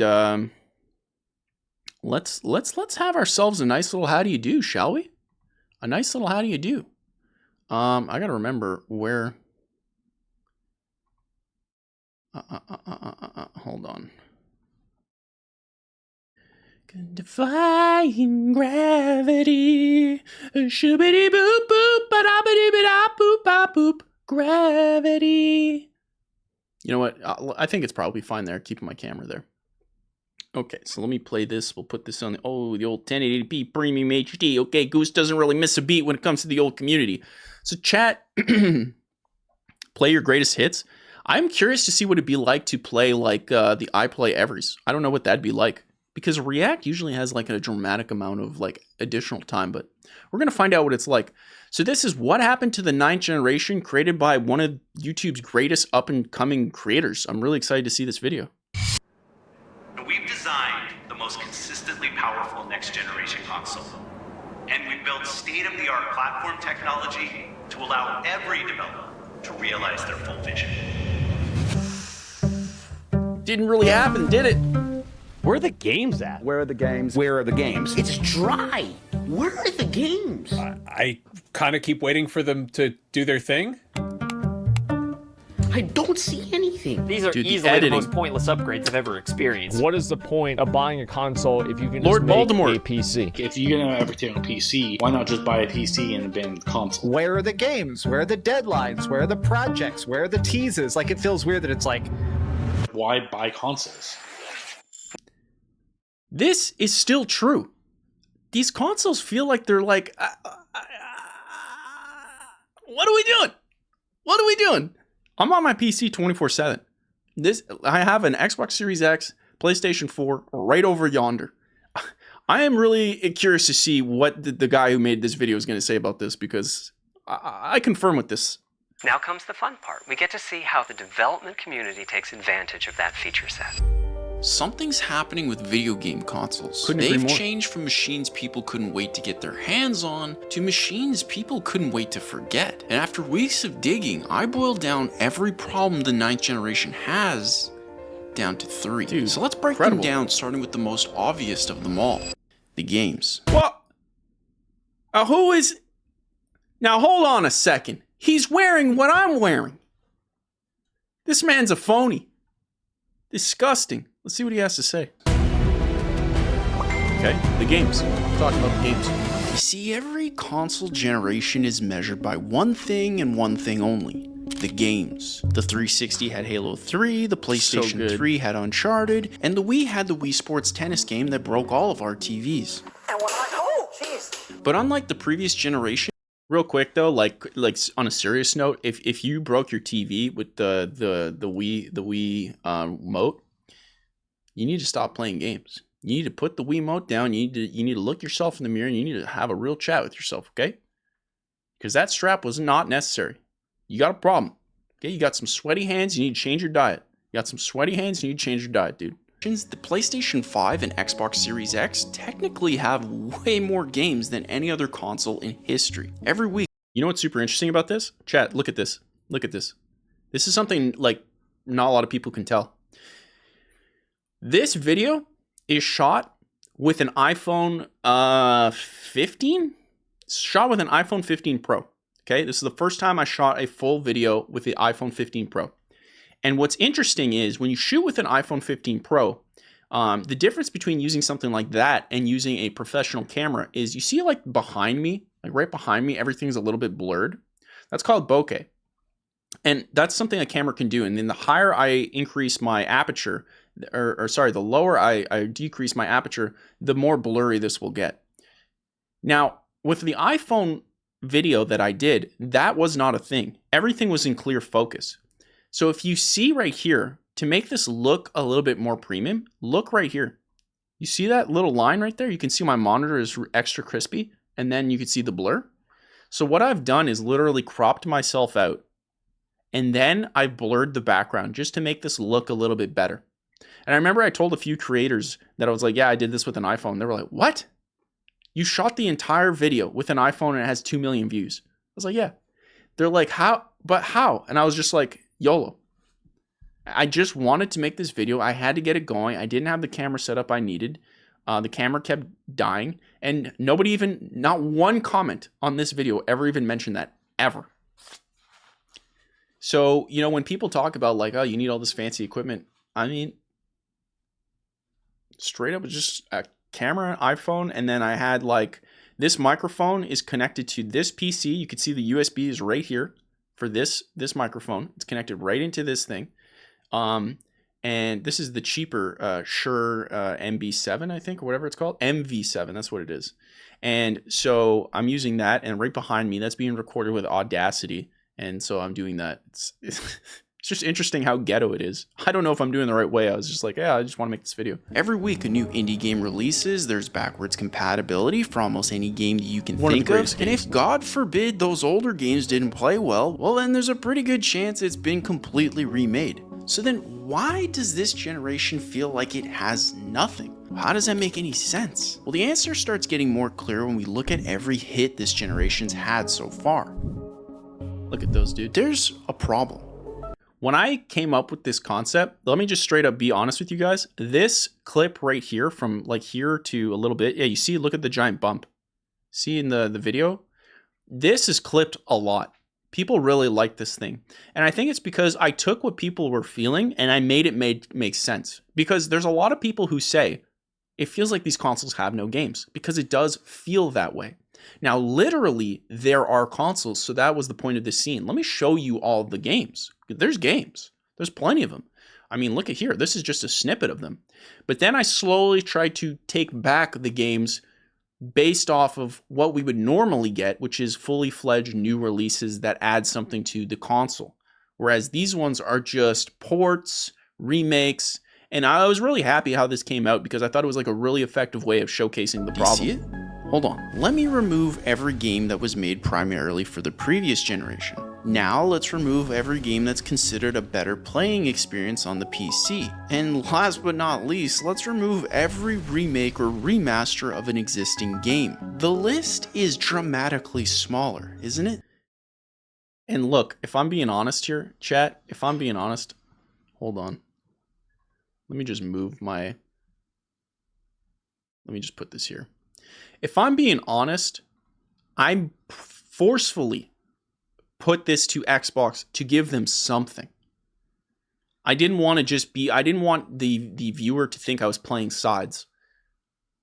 I mean, quite frankly, this game was probably sold more on PlayStation, if we're being honest. But I was like, bro, like, I can't make Xbox look that bad. I mean, it's pretty bad. But, like, these are just little things I was doing just to, like, make it somewhat, like, because, man, it was hard to, like, make it seem fair. Because the reality is Xbox is really being destroyed left and right from sales perspective. And, like, these are kind of the little things because I don't want the console fanboy, like, PlayStation versus Xbox. Like, you're cringe, you nasty. I don't want to hear that stuff. I just want to talk about the 9th generation because I own both. You see in the videos, I own both. So I don't care about that noise. I just want to talk about the problem. And it's little things I have to do because there's people out there like, oh, you see that? There's no Xbox there.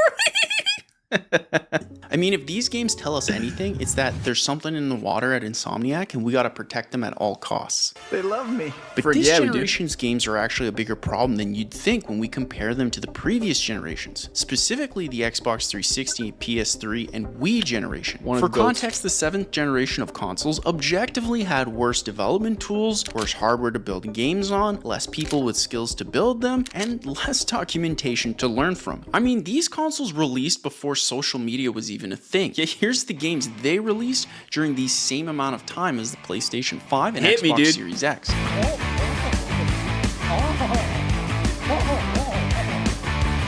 There were so many games!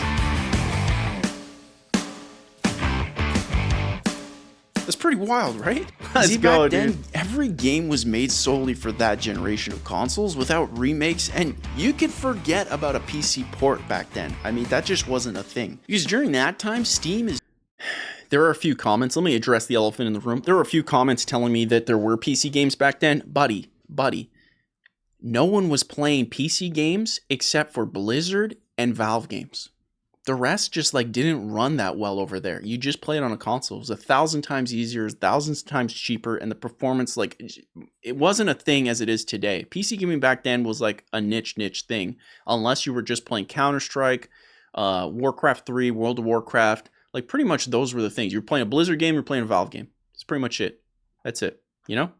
No one was playing actual PC games back then. In 2007, buddy, relax. Is just getting started. Blizzard makes like one game every decade, and Microsoft is pushing the insanely buggy games for Windows Live. Oh, it was so bad, dude.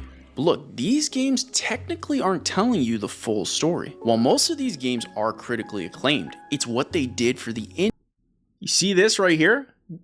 This is so cool. Right here, these are NES carts. Behind every single game to hold them up is either an NES cart or an N64 cart if I was lucky and I had enough of them, because they're heavy enough to hold everything up so they didn't fall. And so here I am taking a camera with a gimbal, and I'm just like slowly going up and looking at all the games because I thought it'd be more cool than an animation. And animations take more time to do. So yeah, I'm taking all the games that I thought were really amazing from that generation and panning up, but right behind all of them are even more games, just holding them up. It's just a fun little fact. That made the 7th generation so special. For example, Gears of War revolutionized third-person cover shooters, cooperative story, and the brown color palette that every game. Oh man, it's so funny because I 1000% agree everything I'm saying because clearly I said it. But right here, I have a what's it called? A dolly. I have a little dolly that my camera's on. But if you look right here, hold on. Once it gets to the end, look what happens to the camera when it gets to the end. You're going to see it just like jiggle. Story and the brown color palette that every game used for a lot longer than they should have. Because it just hit the dolly and it just like shook. I didn't do it as well as I thought. And it's these little things when you're a creator, you're like, bro, I want this to be perfect. And then you put it out in the world because you have to make concessions and it's like nobody cares. And so it's like, it's all in your head. It's so interesting. I'm so happy the way this video came out. And it's so true. Back then, everything was just brown.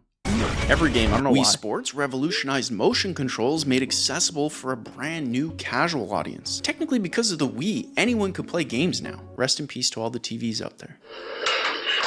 Change your diet, dude.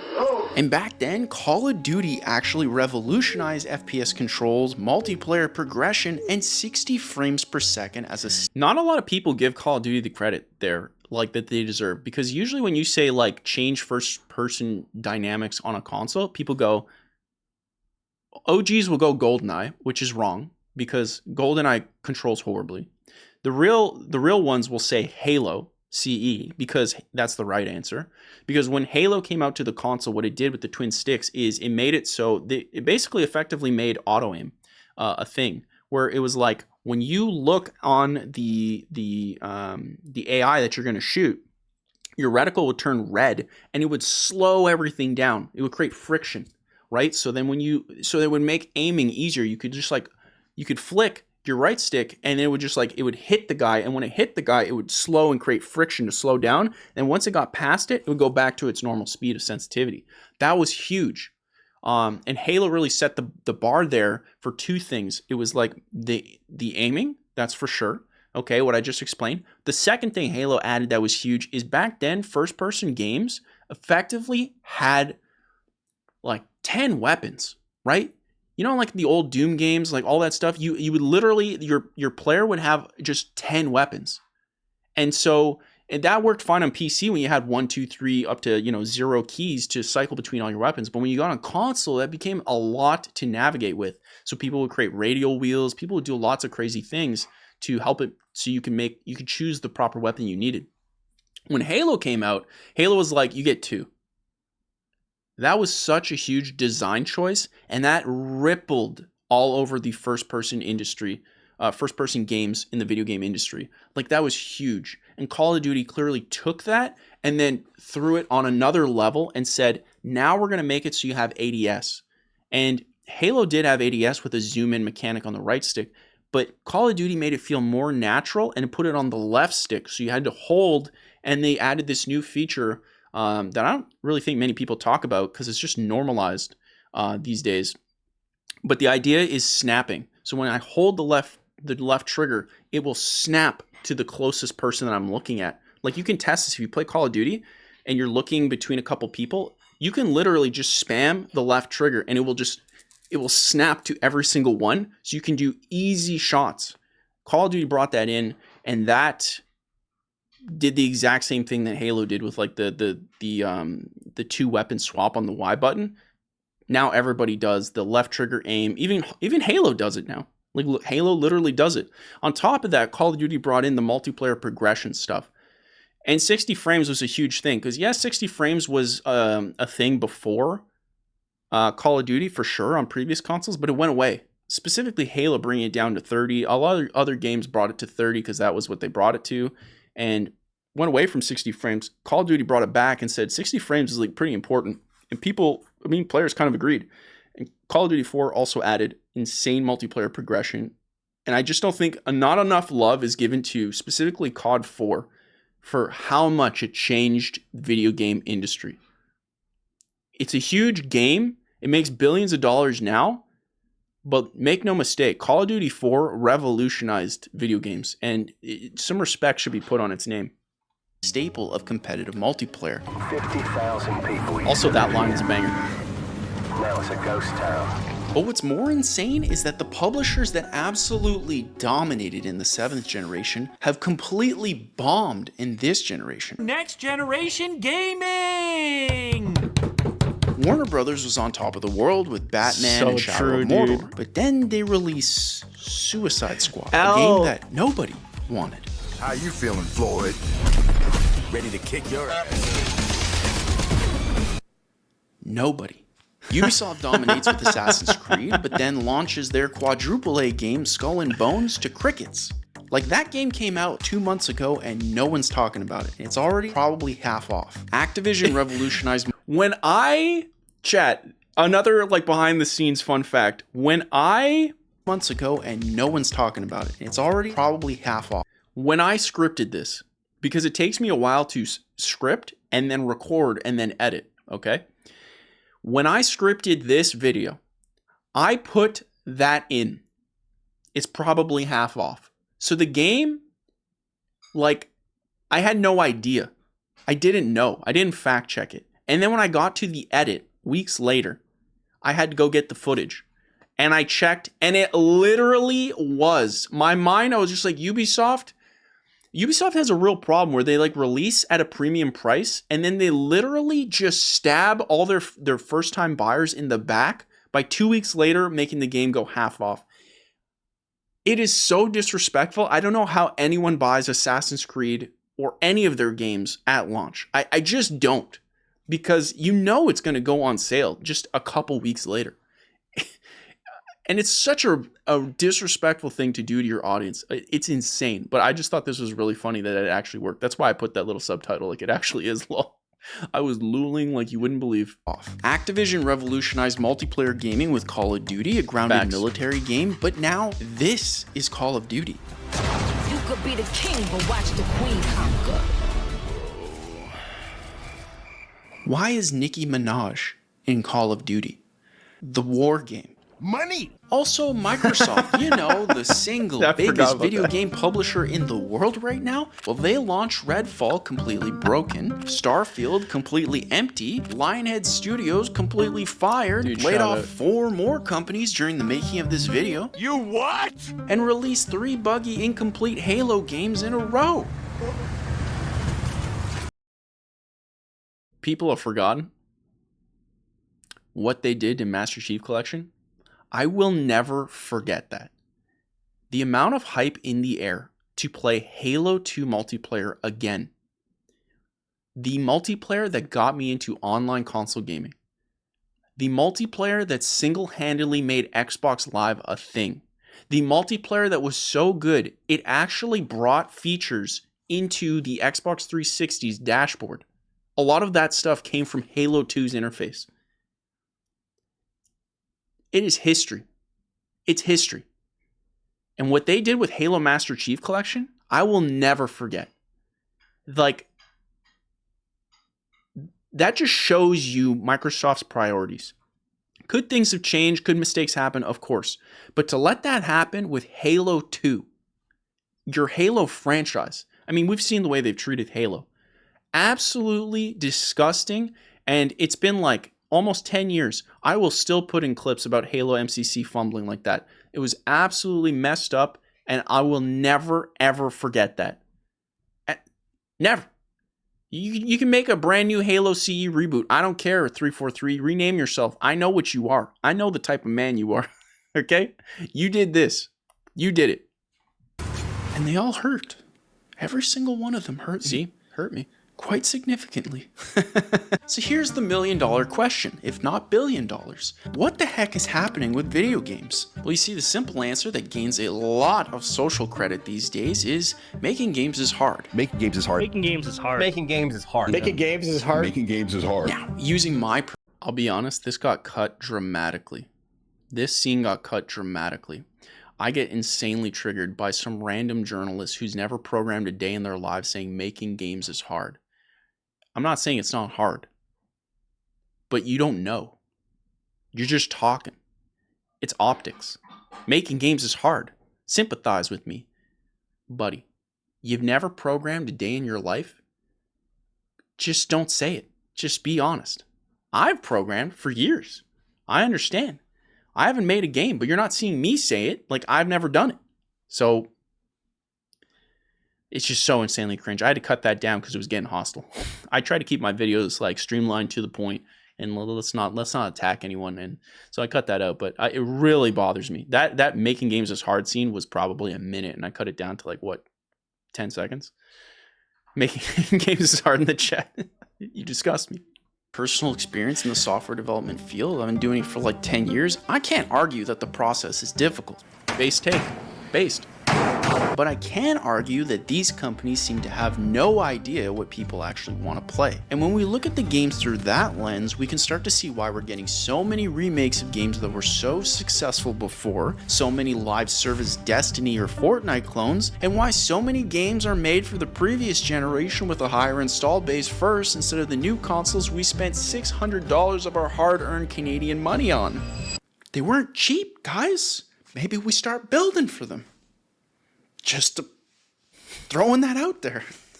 Now, Sony was like, we hear you, Goose. We got Concord 2 coming up, dude. We got Concord 2, dude.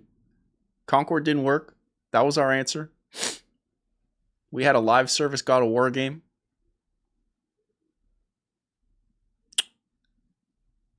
Well, maybe we don't know what we're doing, dude. And then Microsoft was like, yo, we don't even have to make new games.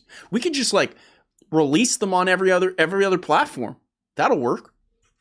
I kid. I know they're making games. But also. Might be because I love video games or because I'm Canadian and thus genetically predisposed to helping people come back stronger. That's that Zenkai in me, baby. So video game companies, here's some Let's go Canada, that I'll give you free of charge. Ditch these consoles. No one thought the Xbox One was going to make it 2 years, let alone 11. Just take it out back to the farm, make it look at the sunset, do what you need to do. We're all on the same page. No one's going to be there and going to be like, no, please, no, not the Xbox One and PS4, no, I love them so much. Bring them to the farm. You see, it's time to make... Look, let's talk about that, dude. Like, 'cause that did get a little bit of flack, and I understand, not everybody can afford that stuff, but like, look, when the PlayStation 2 came out, it was a huge cultural phenomenon, right? That Gen 6 was huge. Gen 6 was huge. PS2 was huge. Obviously did the DVD thing. It was huge. When PS3 came out, they didn't stop making PS2s. They didn't.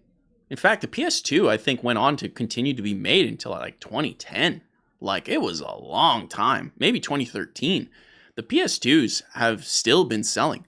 And some people have still been making games. I want to say Madden has been, or at least FIFA, one of those two have been making PlayStation 2 ports of their games for the people who are still buying them on PS2. As of recently, this is like not like old.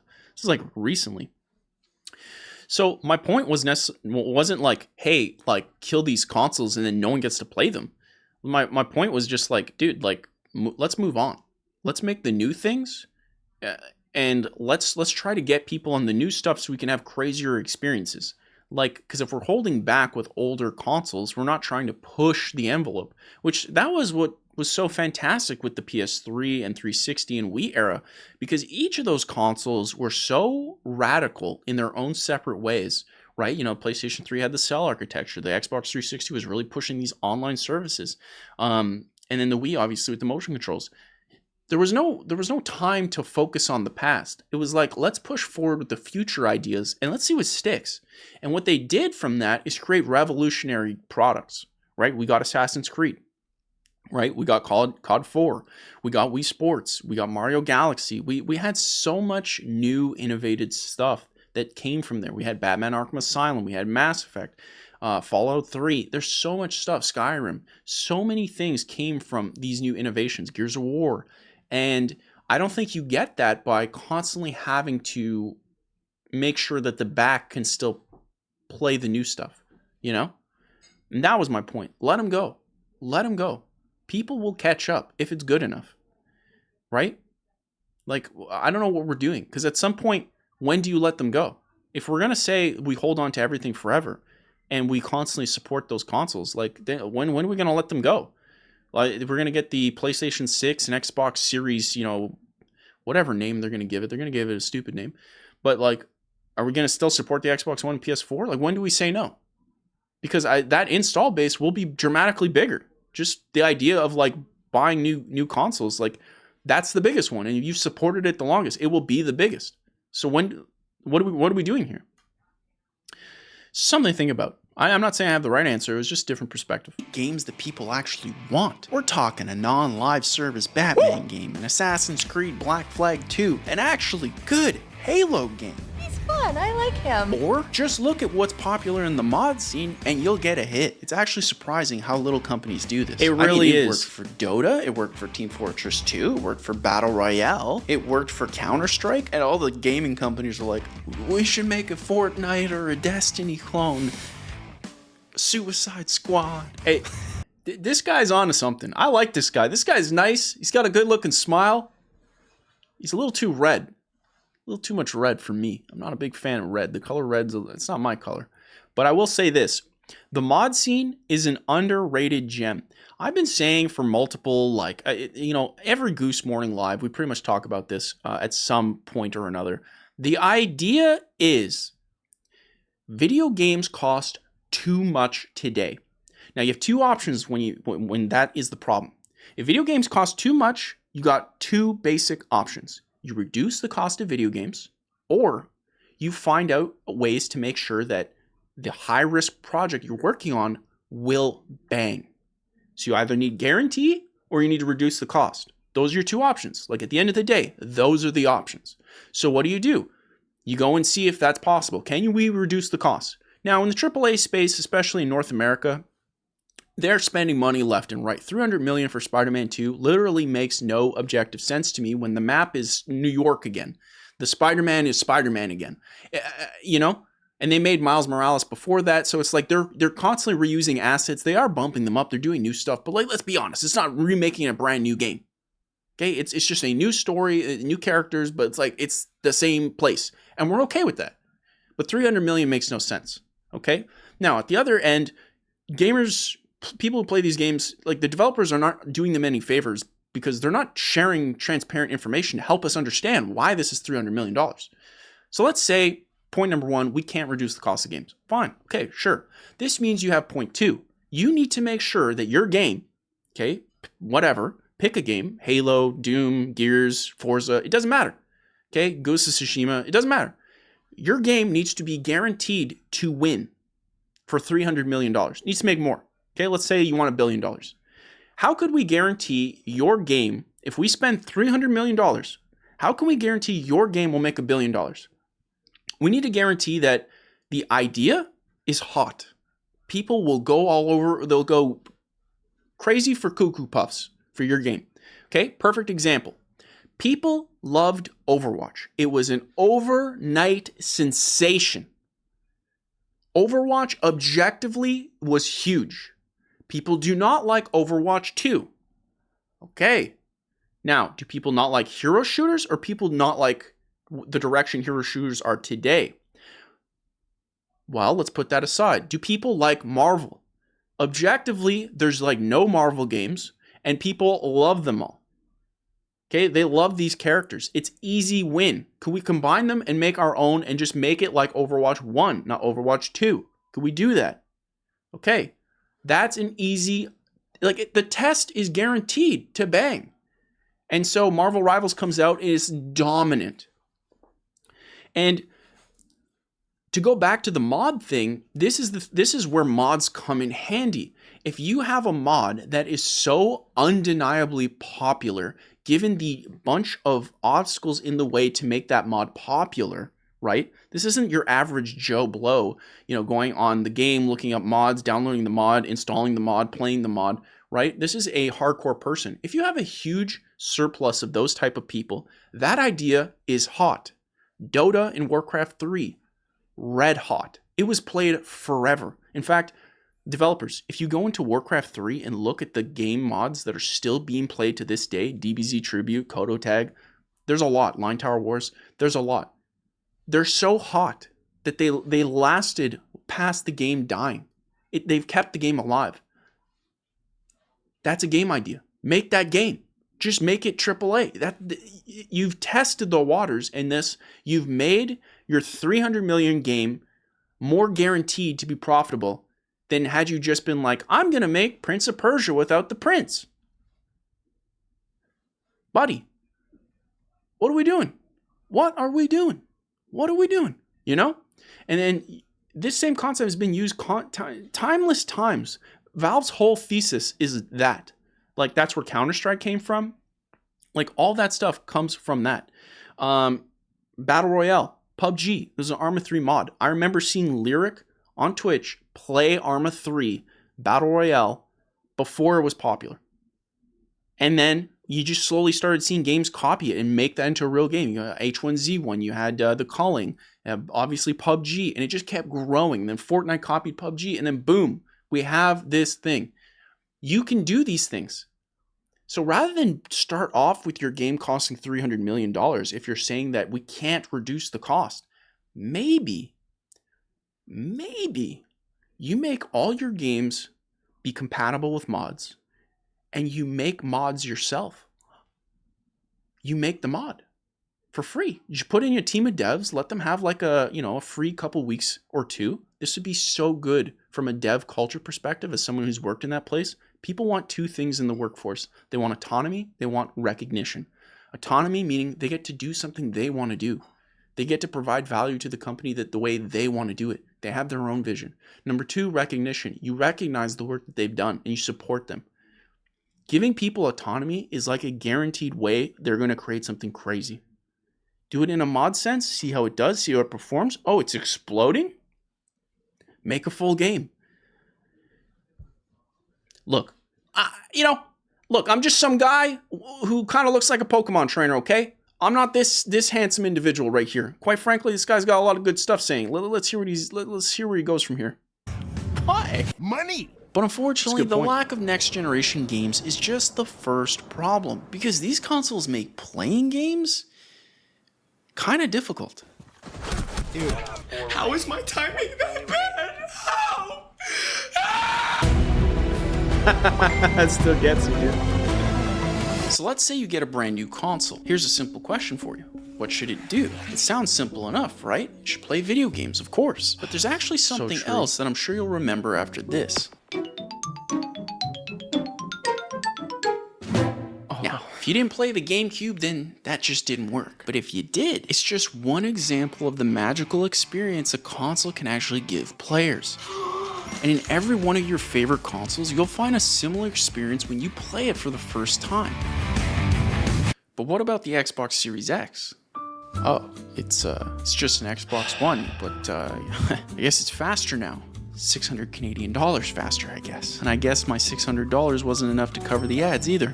Now, in fairness, what is with that, chat? Why are there ads on my dashboard? For the thing that I'm paying 600 Canadian dollars for, and I'm paying a subscription to Game Pass. I don't think it's as bad as it used to be, but like, why is that a thing? I'm so surprised that's not more because of money. Of course. I'm sorry I asked, but it's like, it's crazy they have the gall to do it. It's wild to me. When you boot the PlayStation 5, Sony says, hold my beer. Also, they don't do it on Windows or Mac. I don't need it.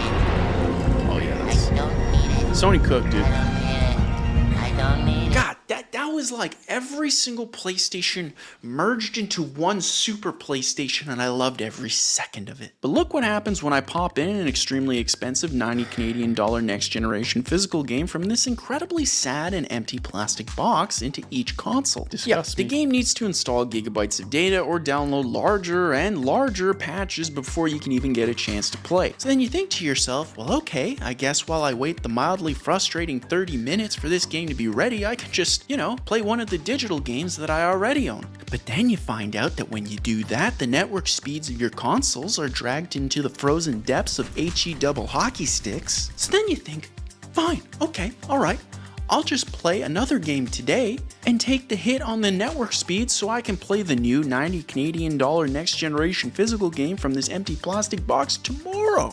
But then the game that you decide to play also has a 60 gig update because of course it does. So at this point, you're basically dead inside. Bro, but it's because you're happened desperate so to play often. anything during the 2 hours of time you have left before you have to go to sleep to your corporate soul-sucking 9-to-5 job, you decide to play the most depressing game of Russian roulette to see which of the games you own doesn't need a 200 gig update until you almost achieve. This wasn't staged. I was just picking random games. It's just like, And by the way, Microsoft, I have the checkbox that says, keep my games updated. Buddy, it's checked.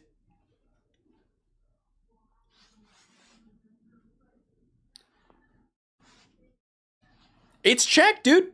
What's going on? Checkbox never works. The checkbox is the greatest lie in all of video games. I loathe it entirely. Also, look at the time I'm recording. 9:02 p.m. Chat, your boy never sleeps, dude. Your boy never sleeps. Assuredly give up and decide to watch someone else play games on YouTube or Twitch instead. And if that's your case, hello and welcome to the channel. Okay? What? Bonus points if you're watching this through a streamer farming content? What kind of disgusting individual would react over this video and farm content twice? What kind of disgusting, well-dressed, just straight up looking beautiful with a beautiful red hat individual would do something like that? The nerve. Disgusting. But for real though, if I could be 1,000% real, seeing streamers react to this content and get to this point and then seeing their chat make fun of them and laugh is really, really fun. I don't really understand why YouTube creators don't like people reacting to their videos. I mean, I do get their perspective, but like I make these videos for people to enjoy. And so when I get to see, there's something really, really special. Like when I saw like Tim the Tatman react to my videos or Cross react to my videos, like it was something special just to see them like experience it and then also see their chat just, you know, just have fun with them. To me, it's really, really cool. And look, I don't know what this guy's going to say because I have a goldfish brain, so I forgot everything I said in this video. But this guy's a cool guy. This guy's a cool guy. I like him. Quite frankly, that was a nice little tongue-in-cheek there. Now, at first glance, it seems like the console experience is objectively worse than those that came before. But if you're skeptical like I was, then don't worry because I decided to bust out my older consoles to put this to the test. So, for the Xbox Series X, I found my original Xbox from over 20 years ago. The idea is simple. On the original Xbox, I'm going to try to play Halo Combat Evolved, a 20-year-old game. Then on the Series X, I'll try to play Halo Infinite to see which console lets me play the game first.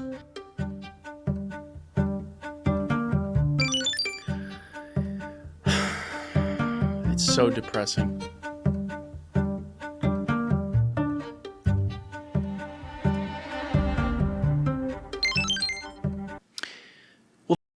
I want to talk about that for a second because there's a lot of people who got there was a few comments about like you should have tested Halo playing on the newer, more powerful machine and compared the speeds. You're missing the point. The point isn't, hey, will the old game run faster on the new machine with better tech? That's not the point. That's not the point whatsoever. Of course it will. The fact that you're asking me to test that, I need you to just take a walk. Take a long walk. You need it. Okay? The point of this test, which most people understood, but for the people who don't, the point of this test is to show you the experience. When I pop in this disc, I'm going to play the game. That's the experience. When I pop in this disc, I'm going to wait for stuff I don't want to do. Like, if you notice in the Xbox Series X, before I get to play the campaign of Halo Infinite, I got to check in with logins. And that blocks me from getting to the campaign. I have to check in online. I have to. I didn't say I wanted to do that. I don't want to do that. I have no interest in doing that. I want to play the campaign. And I have to do all this junk. And this old console, this old junk of bones right here, the old ball and chain, okay, is playing a 20-year-old game, 24-year-old game off of a disc faster than something that's pre-installed. Because yes, I put in the disc, but I didn't even tax this test with the idea that I had to update and install the game. If you'll notice, I just didn't, I gave it that win. So the game's already pre-installed. It's playing off of an SSD. It's just the games themselves are optimized and for not forgetting the experience of people playing the game. Let me play my game. That's the point. This is why I say, personally, cartridges are a better experience. When I put in the N64 cartridge, from a mainstream perspective, like from your parents' perspective, someone who doesn't play games that often, it's so easy to understand. Take in the cart, you put it in, you turn the on switch, you're playing, boom. This, I boot it up, I look for the game, where's the, oh, this is my games and apps app, okay, I go in there, I scroll, where's my library? Same thing with PlayStation 5, although I think PlayStation 5 is a better experience. But the point is really, it's not as intuitive as a cart. You can't go backwards. You can't create a feature and then go backwards. If you want to do the installed process, sure, but like it should be lightning. Like let's be real. See, for me to get into Halo Infinite's campaign in 2025 or 2024 when I recorded this, it should be faster than trying to read off a disk. It just using a hard drive. Come on, that's the point of the test. Like I said, there was folks complaining still to this day. Like, why would you not compare Halo CE running on Xbox and Xbox Series X? Like, brother, I don't have to. I'll tell you right now. Like, the Series X will win. Like, I don't understand why you want that test. If you want that test, like, I'm assuming that's just some weird console stuff that you got that dog in you. It's a stupid test. Now, this is a really cool picture. That's a really cool picture. That's really cool that picture's there. I like that the creator put that in there.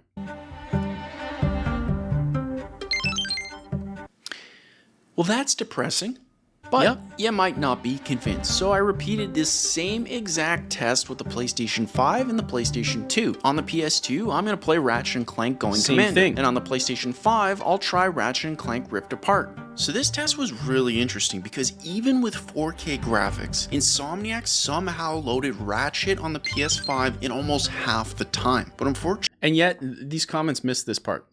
Sony does it right. In this case, with the Ratchet and Clank test, this is what should happen. It should be faster. This is, again, one of the many things that I think PlayStation does better than Xbox. They think about the experience. Microsoft doesn't. PlayStation is in their own weird spot right now, but PlayStation really does think about the experience. If we took like how they've integrated the PlayStation 5, okay? You look at Microsoft and how they look at their consoles, they look at you as a number. You're a monthly active user. That's what you are. And when you think about people that way, you just think about they logged in. You became a monthly active user. You logged in. Sony's thinking about the experience for the most part. And in this test, you can see that. When you play this new game that looks 1,000 times better, has way more detail, it will load dramatically faster than it did on the older hardware. Microsoft does not care. That's the problem. Actually, what you don't know is both of these consoles needed their games to be pre-installed ahead of time just so they could compete. Now remember, each of these consoles is playing a game that's pushing their hardware to the limit, but only the previous generations actually let me play the games immediately, and I don't even want to imagine what would happen if these newer consoles weren't connected to the internet. Like, these things have way more power, they have way faster hard drive speeds, and yet I can just play games faster over there. Because, you see, in the 9th generation, the games are worse, the play experience is worse, and in the Xbox Series X's case, it barely tries to do anything to trigger any form of nostalgia. I mean, who's launching the Xbox Series X 10 years from now being like, oh man, And the Jurassic World Dominion ad on the front dashboard that I paid 600 Canadian dollars for, and his subscription to Game Pass and Xbox Live, that's when gaming truly peaked. Ah, yeah, the nostalgia. So, dude, shout out Toon Goose, dude. Toon Goose is a W. Not enough people put respect on Toon Goose, dude. Toon Goose is a walking W. Let's bring back Toon Goose. Also, this, like, not enough people, I think, focused on this. 10 years from now, you're going to be nostalgic for the PS6. No one's going to be nostalgic for the Series X. No one. And then if there was something lower than no one, that would be for the Series S. No one cares about those consoles in a emotional way that they did for the Gen 6, Gen 5, any of the Gen 7, of course, even Gen 8. Gen 9 is going to have a real problem. A real problem. Well, Microsoft. Sony, I think people will remember the weird things that they chose, and whether you like it or not, you know, it's an acquired taste. Here's the question. If the modern gaming experience boils down to a list of games that are slightly better versions of the previous generation's games that constantly require downloading and or updating, then why not just play games on the PC where the games look and run so much better and I can actually do something else while I... That's us! That's one of the OG Goose Morning Lives! Oh, look at us. Look at us. We got AIX in here. Alex123, the Bogster, Victoria is a king, or Victor is a king. I always mess up his name. I apologize, Victor. Dude, man, we've grown so far. Crazy. I wait for my game to download. The truth is, most people wouldn't, which is exactly why we're seeing a dramatic surge in the popularity for PC gaming instead of console gaming that was traditionally always the place to play games first. But there's actually one more reason why people are moving to PC away from the PlayStation 5 and Xbox Series X. Actually, don't even remember this. And it has to do with the way that these consoles treat people. You see, when it comes to video game consoles, there's actually two different eras of communication. The offline era, where you actually had to visit your friends, hang out, bring over a giant CRT TV, and the online era, where you have friends lists, parties, and wonderful messages awaiting you. Every single person who watches your videos are fucking stupid. I'm actually nostalgic for it. But somehow the Xbox Series X and Play, except for Counter-Strike, we all found out how that went. Those people are built different. PlayStation 5 online community feels like an absolute ghost town where there's technically millions of people playing, but no one ever talks. Y'all feeling a good sense of community? Stronghold Bravo is off. Taking these zones, look closer to your fellow man, fellow Spartan. Yeah. Your team. I love it. So, let's go back to 2007 to see just what the heck happened here. Dude, shout out 2007. For some reason, we talk like this. Broken, weird, Canadian, British accent. But that's just what 2007 was like. So, you want to play Halo 3 with your friends and your 360 hasn't red ringed. What are you to do? Well, first you need a microphone to communicate, and thankfully Microsoft graciously includes a pretty decent quality mic for the time with your Xbox 360. That means that anyone and everyone who has a 360 can communicate online right out the gate. So how do we go about communicating? Well, it is 2007, so communication software is... I'll be blunt, it's terrible. Skype is probably the best out there, but us Canadians, well, we were using MSN Messenger. Fortunately, we weren't lucky, because sure, the communication software may have... Dude, it's so true, man. Oh my god. I forgot I put that in there. Oh my god, dude. MSN Messenger was the best, dude. MSN Messenger. I had such good memories of MSN Messenger. Like, everyone would do this thing where you pretend to be offline, right? You get home first, you pretend to be offline, and when you see that person you wanted to talk to, right, with a friend or, you know, a girl you wanted to talk to, just like you go online, just I'm on. Here is notification. I'm here. Oh man, dude, MSN Messenger, man, what a vibe. Have been total garbage. Yeah. Skype in call. But the software in these consoles were actually magnificent. You see, it had friends lists, a private Really party were, dude. system that worked across any game, and like I mentioned before, some of the most wonderful voice messages you could have ever hoped for. Oh, If let's I hear ever one. see you, I'm gonna fucking your face wide open, yeah? Like I said, 2007 was a different time. But what about the game itself? How did we communicate with the others? You see, by default, Halo and every other multiplayer game let anyone with a microphone communicate openly. Lobbies were active, was a community, parties were dude. well indicated on screen with an icon, and proximity chat was always turned on by default. You don't need communication. That's how you just win. push. You don't need Just communication. Mind-blowing, I know. Every single person you played with could be spoken to just like if we were playing sports in person. It was truly a community. But now let us forward back to the present day to see what the new consoles can do. Oh god. It's just depressing to Okay, think so it's about. 2024 and the PlayStation 5 and Xbox Series X have a few small differences. Despite being more expensive, the consoles no longer come with microphones. Next generation gaming! Heard that clip 1,000 times. Sony technically provides one embedded in the controller itself, to be fair, but unless you play like a complete psychopath, it's probably not going to gain mass adoption. Isn't it great that we can just talk right through this controller's If mic? I ever see you, I'm gonna You don't do that. That's weird. Next comes It the is weird, dude. communication software, Don't and do it. it's pretty much the same You're as nasty. before. But while this sounds great on paper, it's actually pretty bad given that it's been over 15 years. You see, something small you guys probably don't notice, but like for some reason when you put red text on like a very small font like the one I'm using here, which I like this font because it's minimal, the red text for some reason just gets blurry. It just doesn't, I don't know, when it goes uploads through YouTube, it didn't look nice, which is a shame because I want to keep the red because it's my brand colors, but it's just a weird thing that you probably no one notices, but it's still driving me nuts even almost a year later.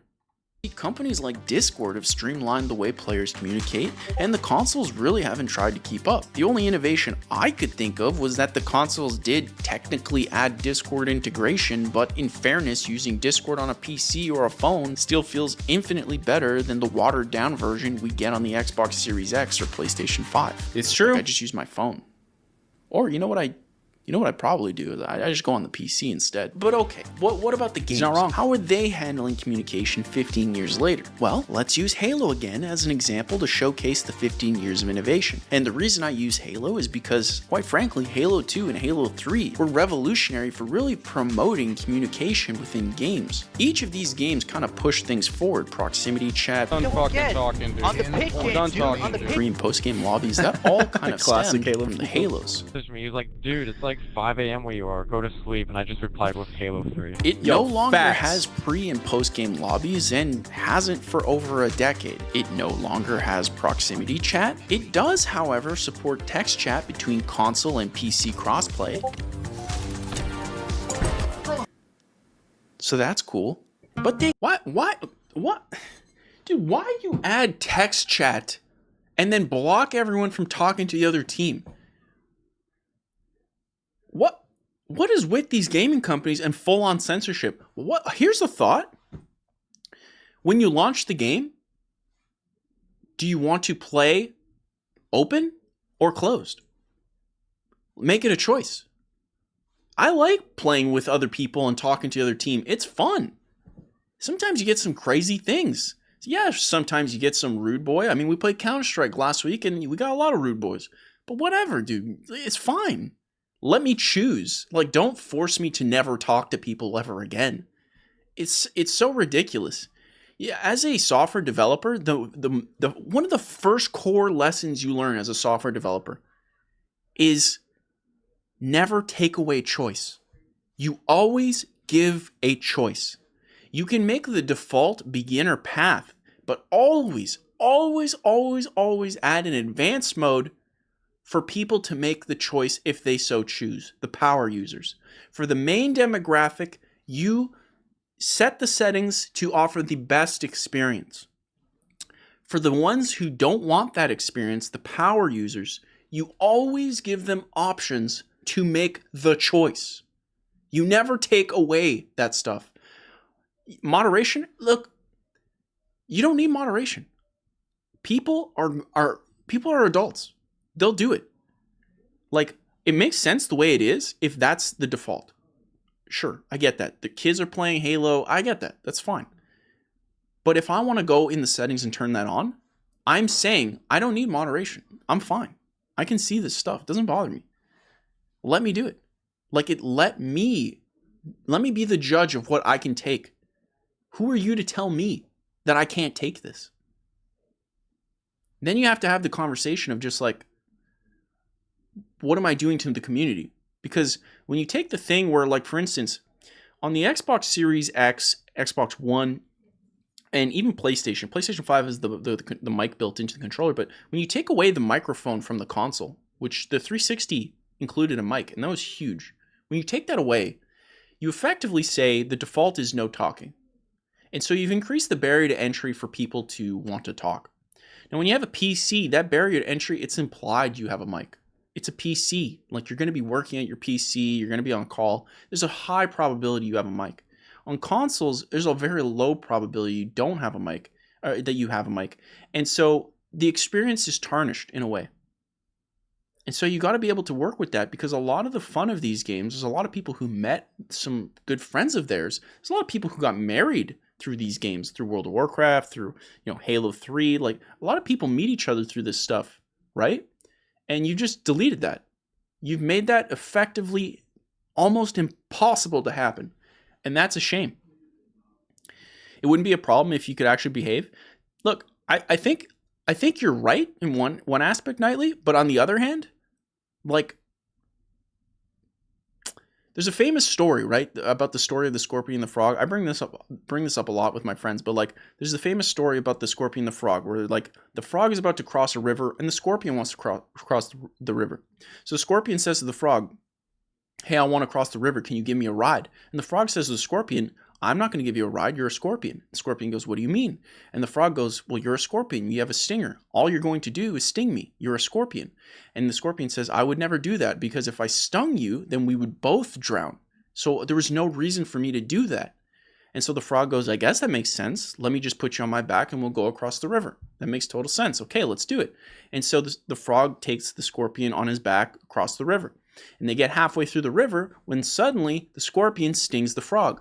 And the frog, now in pain and slowly drowning, looks to the scorpion and says, "Why would you do that? Now we're both going to drown. Why would you do that?" And the scorpion says, "I'm a scorpion."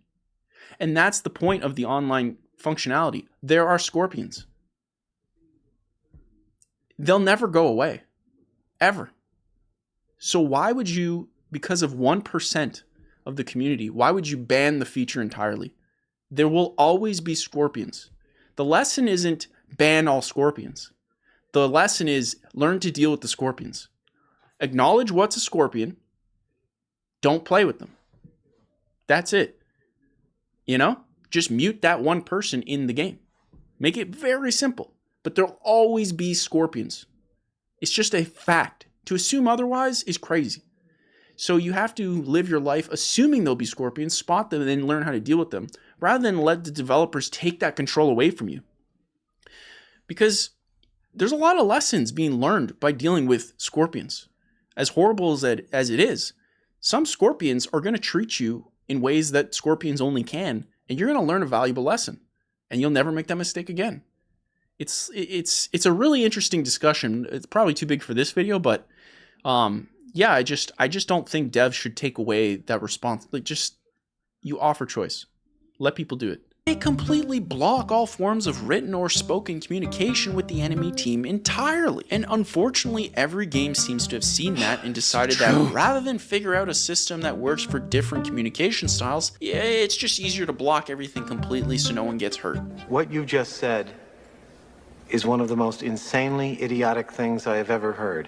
It's as if you played a game of basketball outside, but no one was allowed to talk to each other, and the only way you could talk to your team was to stop, pick up your phone, and then text them before someone hits you in the face with a basketball. And that sounds like a weird analogy, but it's like legitimately true. Sure, I guess technically no one has a chance for harassment in that case. What did you say, punk? But it kind of loses a lot of the humanity in the process, don't you think? Look, I love video game consoles, their reveals, their launches, and what they do for the industry. Some form of connectivity is called Xbox 360. Right. So stick with 360, that's your message? Each one Shout out Dom defined a Magic, specific part of my life, Taking and that I'm out. pretty sure it did for you guys too. But the honest truth is that the 9th generation consoles are just overpriced, poor gaming experiences where the games are held back by less capable machines, corporate greed, and a censored online environment in a world where if I spend a couple extra $100, I get all of that and more on a PC. The market is basically being forced to go elsewhere. Yeah. And I'm afraid if these problems continue, video game consoles we know and love will die slowly in a wasteland as nothing but a memory. Yeah. It's happening with Microsoft, unfortunately. Except, I don't think they have to. Because the magic of what made video game consoles so special to everyone never truly left. It's always been there, just waiting for someone, anyone, to bring it back. To bring back games that aren't afraid to push the industry forward. I am your shield. I am your sword. To bring back experiences we'll never forget.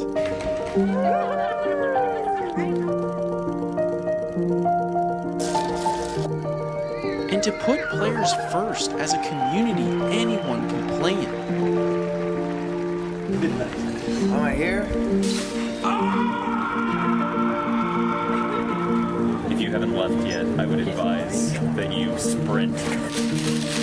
Xbox 360! For the PlayStation 2.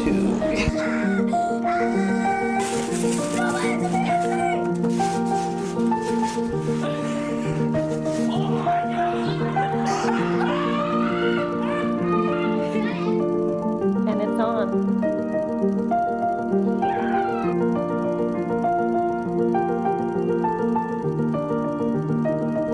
It's just one big social gathering, uniting people all over the world for, love of games.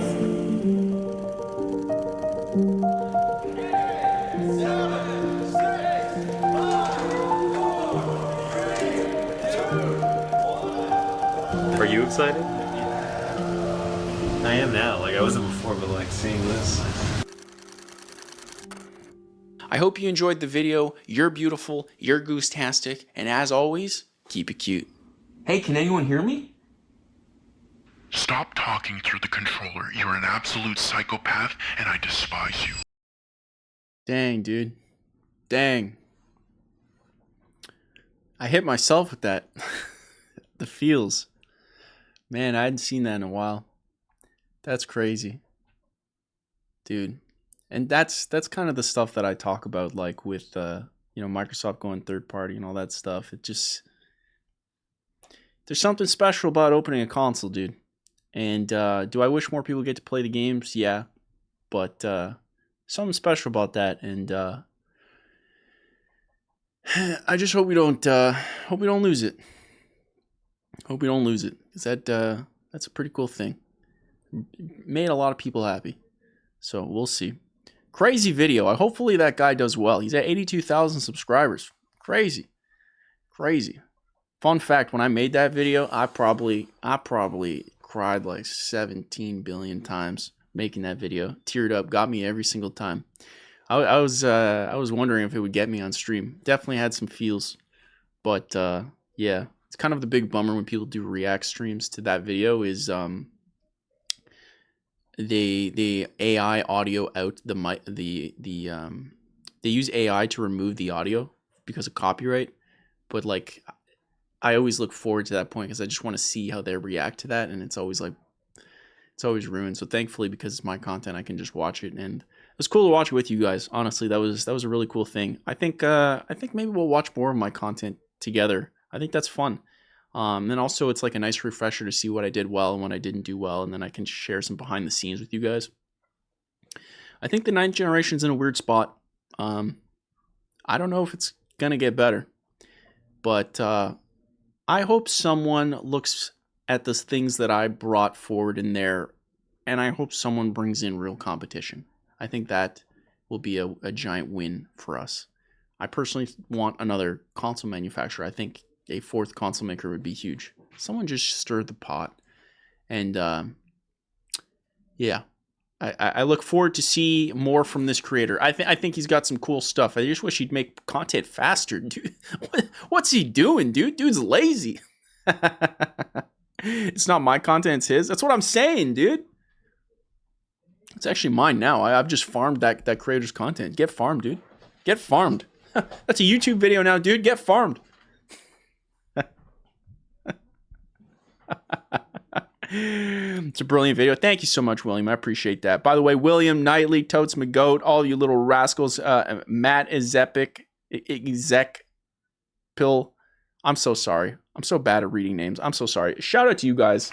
Couldn't say hi while the video was going on, but shout out to you guys. I see all of you guys. You guys are beautiful, Goose-tastic. And I appreciate the discussion. I just like talking content. Gronk in the chat looking beautiful, Goose-tastic. We love to see all of you guys. Let's get one, dude. All right, chat.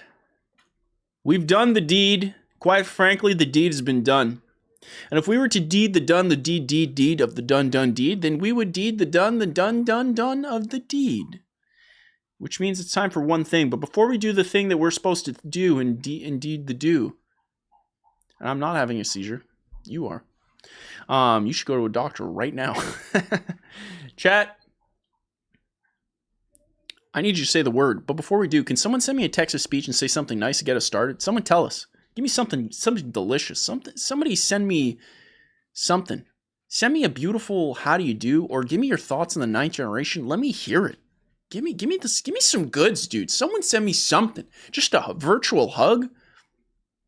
There's gonna be wheel spins, dude. There's going to be.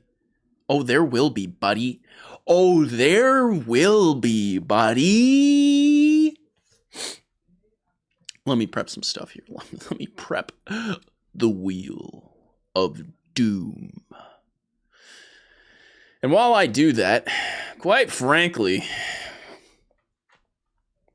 why don't I just play a nice little how do you do? Caller, you're on the air. How the heck are you? Celine Winternight with channel points says, rigid game. Rigid game indeed. The game is very rigid. It was really made to be rigid at the end of the day because I wanted to make sure the game was well structured, as a rigid game would be. I really appreciate the fact that you saw that, Celine. I appreciate that. Quite frankly, I'm happy someone noticed. I'm happy someone noticed. You know what I'm saying? Caller, you're on the air. This is Goose Morning Live. How the heck are you? That Wanna Hermit with channel points says, steal my points again and I'll end your soul. That was the Turtle Hermit with a legitimate threat. Shout out to Turtle Hermit. Your message has been received. Caller, you're on the air. How the heck are you? Totes Magoats 83 with channel points Hit says, me, Totes. do you think SpongeBob gets morning wood? Thoughts?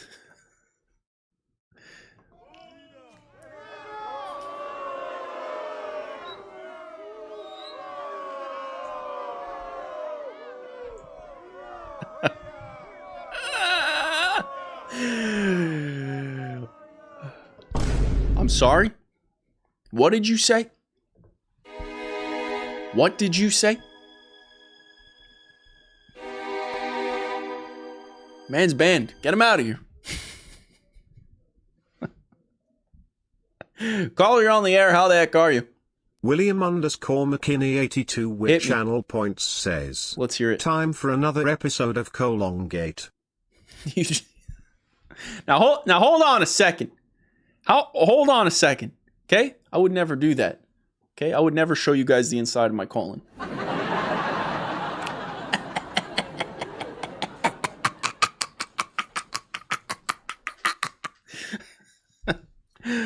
Caller, you're on the air. You're the last text of speech. How the heck are you? with channel points says, you look dry, Goose.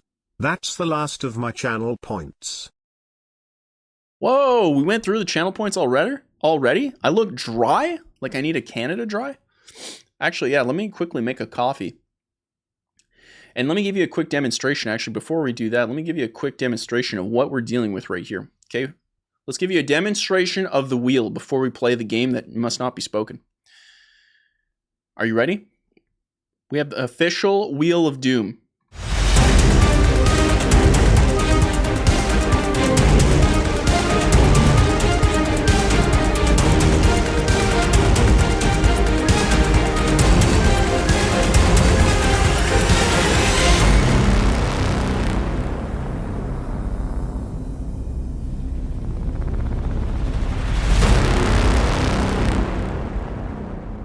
Clown mode. Incredible. Absolutely incredible. Clown mode, dude. Clown mode. The volume is really loud. Let me just quickly fix that. I have to remember how to do that. Pretty sure I put it here, buddy boy. Pretty sure I put it here. Okay? Let's get it figured. Let's get it figured out. Okay? Let's get it figured out. Okay? What are we running here? Kangaroo court?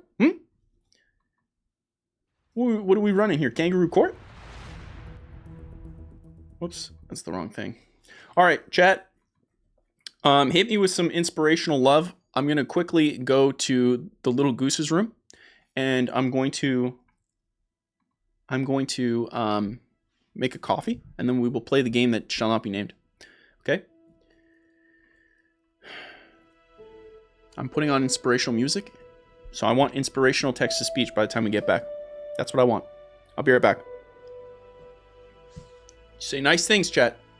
You say nice things. I swear to God. You say nice things.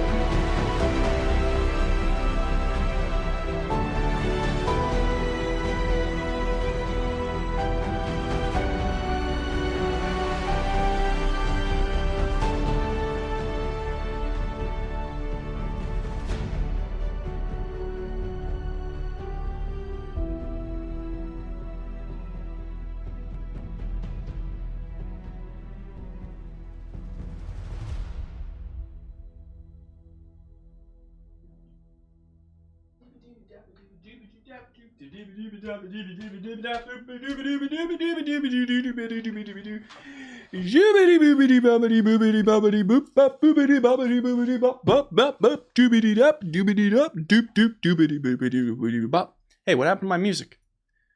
Cameron, you disgusting little wretch. Nice things, nice things. This is good. Things are nice. The flush the toilet, wash the hands. I love it. Bone. Cosas buenas. Cosas buenas. A first time chat from Edo Mega 89. We appreciate that, quite frankly. We love our Spanish viewers.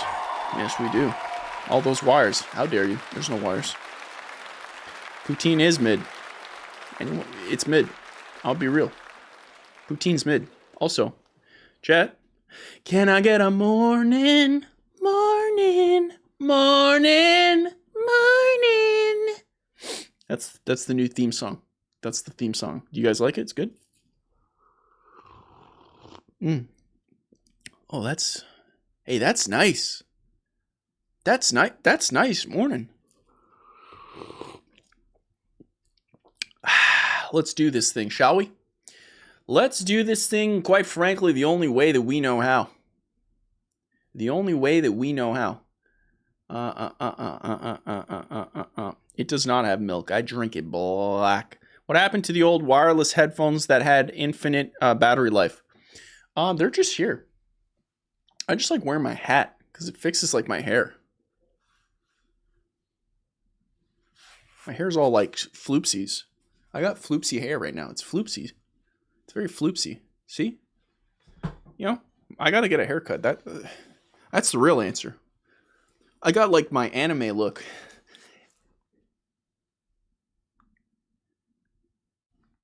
It's my anime look, dude. So we do it right. We do it right. What's a crew cut? Isn't that a type of shirt? You're crazy dog? Oh, you're saying you're crazy, comma, dog. You also spelt it wrong. It's D-A-double-G. Okay, come on. Come on now. Forehead. Chat, I'm just getting roasted left and right here, dude. Like, what's going on? Okay, there's no need for me to get roasted because, quite frankly, we're about to play the greatest game to ever exist. Can someone just say the name? Say the name because we're about to play. Guess that game time. It's Guess That Game, baby. The greatest game show to ever exist. It's Guess That Game. Quite frankly, if you're watching this, you're probably pregnant. That's just a fact. That's how good the game is. We are playing Guess That Game. I have 10 games here. Every game you win a point. The points go up by the number of games that I have. We have the Wheel of Doom every 3 turns. It's Guess That Game, dude. It's Guess That Game. It's the greatest game. It says it right there. I wouldn't lie. #1 game show on Twitch. #1 game show on Twitch. Let's go. Let's Guess That Game. Quite frankly, the first game is going to have you guys in a tizzy. You guys won't be able to guess it because I'm the greatest gamer and you are not. It's Guess That Game time, baby. Let's prep this the only way we know how. Let's prep this the only way we know how. Anything special for the Super Bowl next week? I don't know. We'll have to find out. It is not rigged, chat. It is not rigged. Let's start with the first game. Let me reset the board. Boom. I'm resetting the board. I'm punching in the game exactly as it appears. You understand me? None of this colon gate malarkey. Let's Guess That Game time, baby. Round 1. Let's do this. All right, hold on. Let's...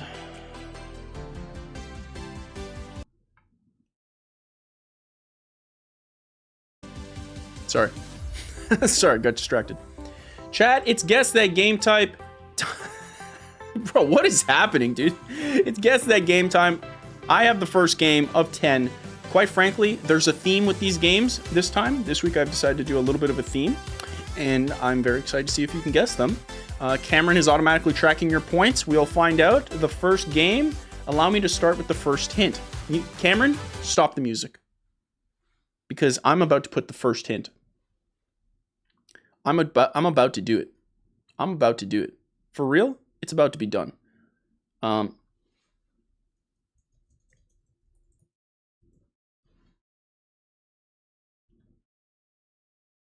first hint is available. Chat.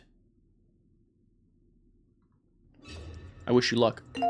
Hint number 1. This game that I have right in front of me is a driving game. For the first point of Guess That Game, this game is a driving game. Quite frankly, Chad, I don't feel good about your chances. 4's a 2. It's incorrect. Quite frankly, it's incorrect. Gran Turismo 4. That is incorrect. Incorrect. Crazy Taxi. That's not a game. That's a phenomenon. Incorrect. Dirt Rally. Fantastic game. But it's incorrect. It's incorrect. Should I give you another hint? I don't know. Guess we're going to find out. Because it's not looking good. We got Lego Racing. Well, that's incorrect. That's just incorrect. That's what that is. Let's give you another hint, chat. This game. This game.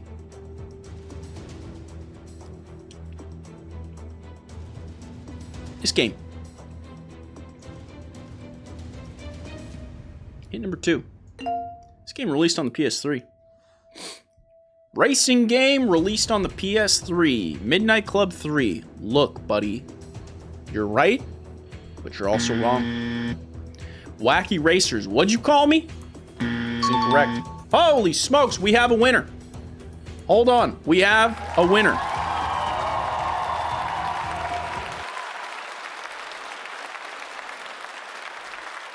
Why isn't it appearing on the thing?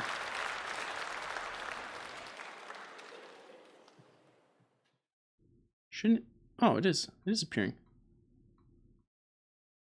Hold on.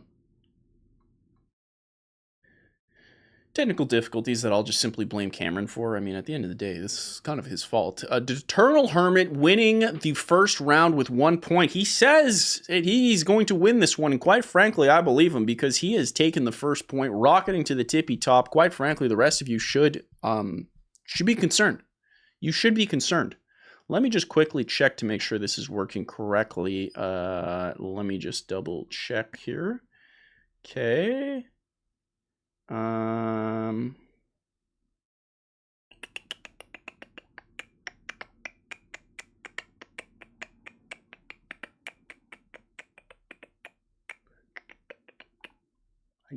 don't think I want this feature. I don't know why I added that.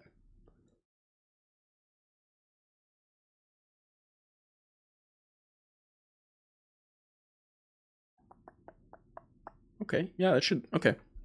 All right, sorry about that. I don't know why it was like that. I don't know why it was like that. All right, it should be good now. We're on round 2. Quite frankly, this is where we find out who the ultimate gamer is, because this game has been hitting the news, and I want to see if you guys can get it, okay? This game.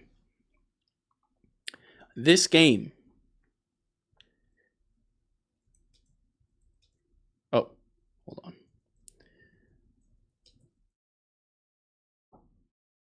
This game. Are you ready? This game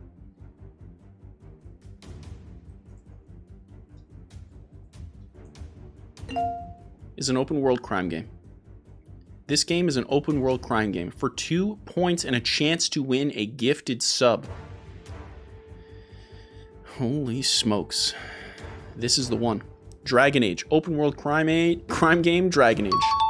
There's no way, dude. There's no way. He got it. He got it, dude.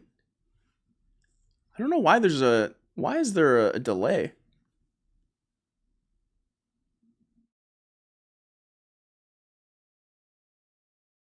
Shouldn't be that long of a delay. Am I missing something?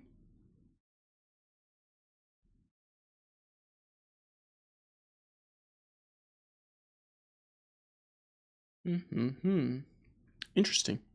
The Turtle Hermit, quite frankly, this is unheard of. 2 wins in a row. The Turtle Hermit, literally, he listened to the objective. He understood the assignment. And the Turtle Hermit got that second point. Quite frankly, I'm a little afraid for you guys. I'm a little afraid. This next game, quite frankly, only one person. Well, I'm not going to say that, but like, if you guys don't get this one, I'm going to be very upset. Very upset. Let me put it in.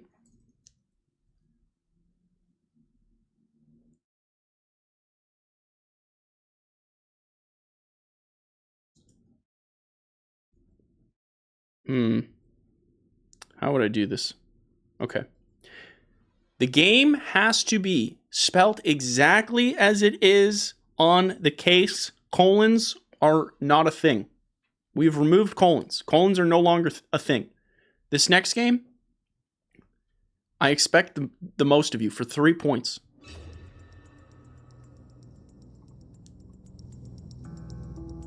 I expect a lot from you. Let me apply the first hint. This is an open world game. Immediately, right off the rip. Assassin's Creed Black Flag. Incorrect. Road Rage. Fantastic game. Incorrect. Red Dead Redemption. fantastic game, but this one I'm afraid is incorrect. Chat, already, I will say I'm proud of one of you.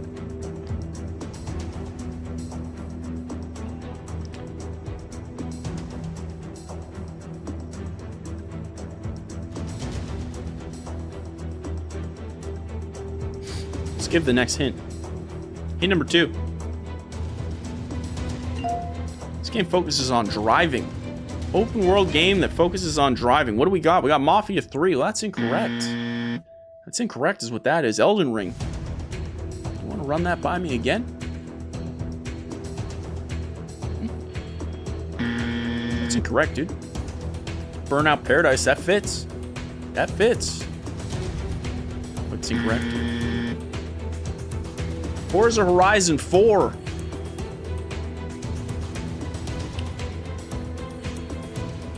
Incorrect. Chad, it looks like you need another hint. Quite frankly, I thought you'd have this one because we've entered overtime. Let's give you the next hint.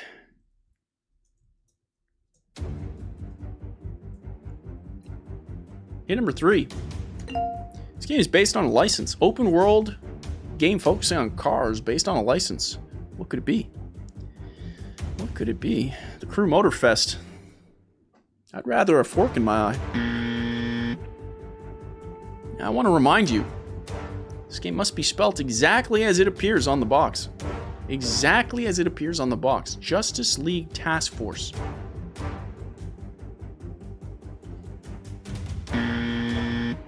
Okay?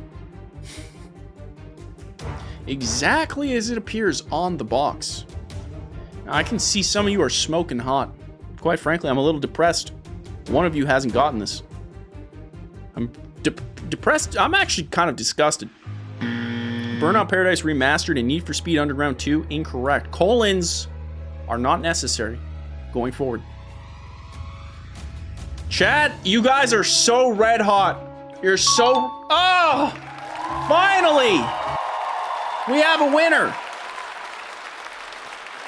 We have a winner. And the winner is...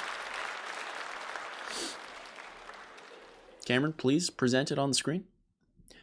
There's no way. Did Turtle Hermit just straight up robbing all of you? The game was Simpsons Hit and Run. Mr. Danny Lemon is a fake. And quite frankly, he's just been exposed. He's been exposed. Also, I forgot to show the other games in the previous one. Gran Turismo 5. There it is. And of course, Sleepy Dogs. I love my Sleepy Dogs. In the news recently with Simu Liu, a famous Canadian, trying to make Sleepy Dogs a game. Shout out Sleepy Dogs.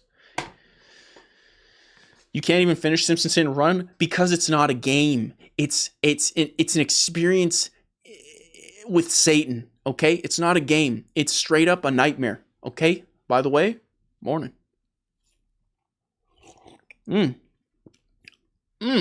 That's good.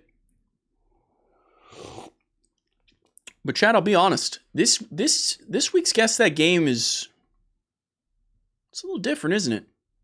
It's a little different, if I'm being honest. And you might think, why is that? Why is that, Goose? I'll just tell you. You see, this week's Guess That Game, after the third question, we're going to spin the wheel. The Wheel of Doom. We have a few options available here. We're going to spin the Wheel of Doom. Depending on where it lands, you may not have the points you think you have. Let's start spinning, shall we? Could land anywhere. Quite frankly, I would be nervous if I was the Turtle Hermit. I don't want your points stolen. Maybe they will be. We are landing on...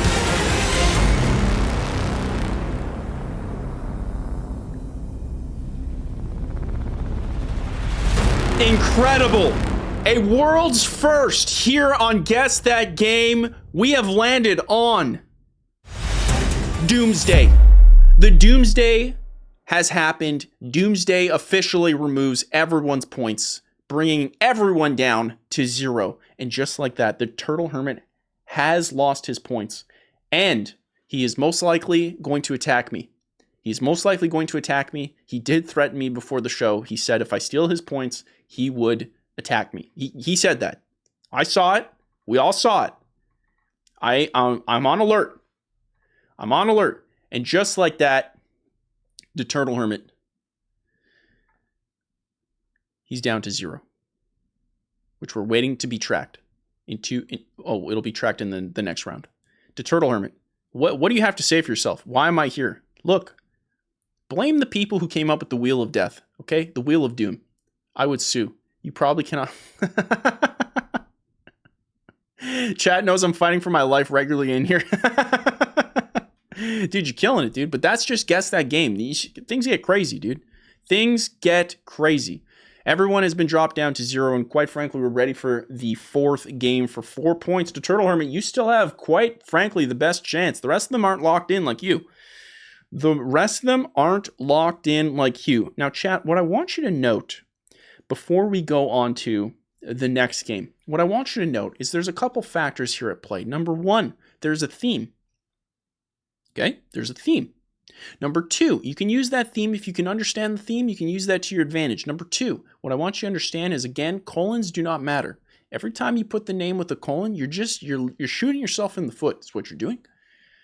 You're shooting yourself in the foot. So again, this game, this is the one. 4 points. Here we go. 4 points. Here we go. Everyone is at 0. With the first hint being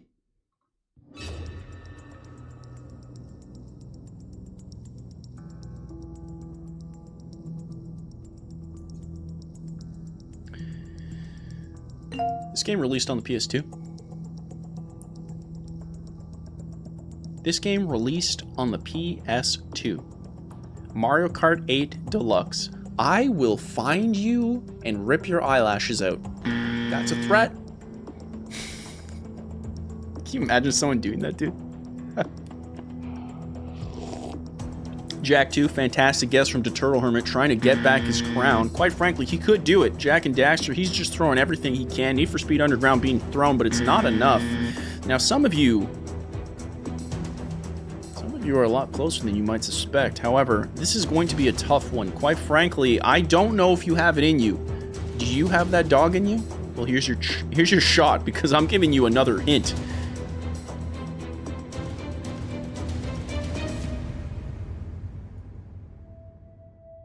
The next hint is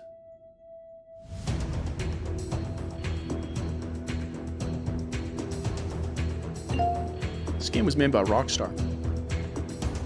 This is a Rockstar game released on the PS2. Rockstar game released on the PS2. Now, if you followed with the theme, then you should understand where we're going with this thing. Okay? You should understand Burnout Revenge. That's incorrect. The Warriors.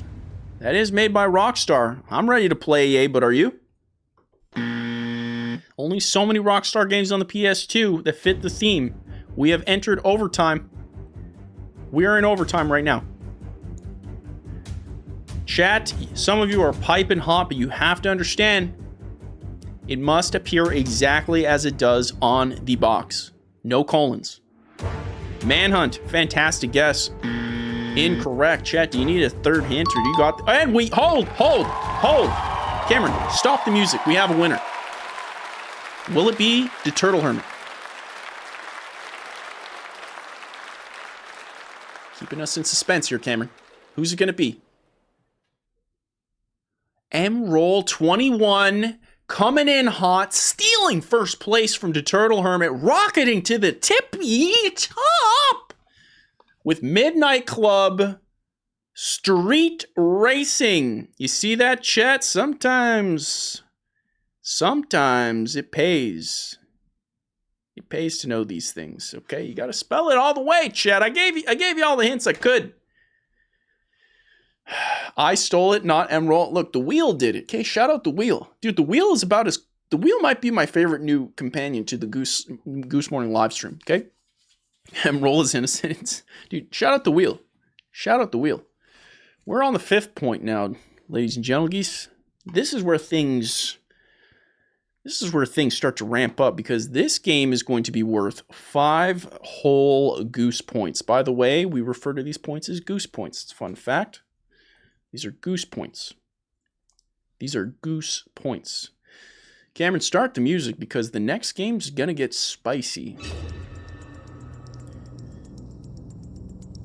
Let me give you the first hint, shall we? For the 5th game, the first hint is...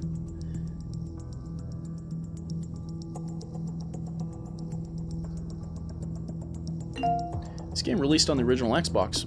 That is hint number 1. Hollow Knight. Incorrect. Now, again, I want you to think about the games.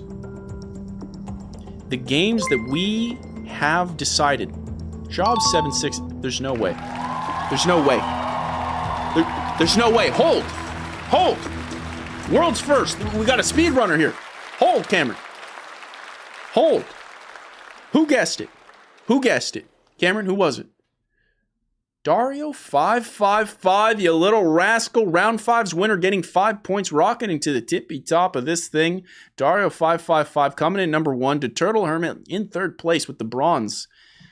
If I was him, I'd be a little, that's how I'd be. Okay. Dario 555 taking the lead. But real quick, can we just get a quick shout out? A nice how do you do to Job 7689 with the 4-month sub. Jobs, you're beautiful and we all know it. Shout out Jobs, dude. Shout out Jobs, dude. Let's go, man. Let's go. All right, we're on question 6, and after question 6, it's been 3 games, and thus the wheel must be spun. Because Dario did in fact get the game. The game was Forza Motorsport, the original. There it is. Isn't that cool? Forza Motorsport. Are all these real clown games? They are not. The theme is very much obvious in my opinion, but every time I look at the chat, I get very nervous. Dude, the original Forza is actually kind of W. Straight up, it was pretty good. Forza 1 and Forza 2 are actually fantastic games. Fantastic games, I'll be honest. Kind of like this next game. This next game, Cameron, prep the music because this next game, quite frankly, it's going to give a lot of the chatters shivers. It's going to give them shivers. This next game is one of my favorite games of all time. I'm straight up, I'm going to say it. One of my favorite games of all time. Cameron, start the music. For game 6, round 6 for 6 points, this is the one that you're going to want to get, okay? Hint number 1. I'm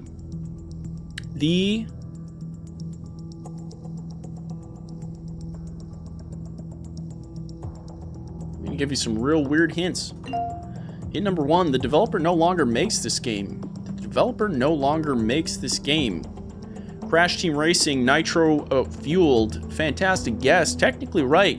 It's incorrect. Motorstorm Arctic Edge. Fantastic guess. It's incorrect though.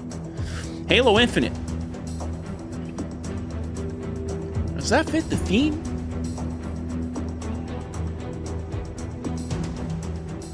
Does it? Crash Team Racing is incorrect. I feel as my first hint was not enough, so let's give you one more, shall we?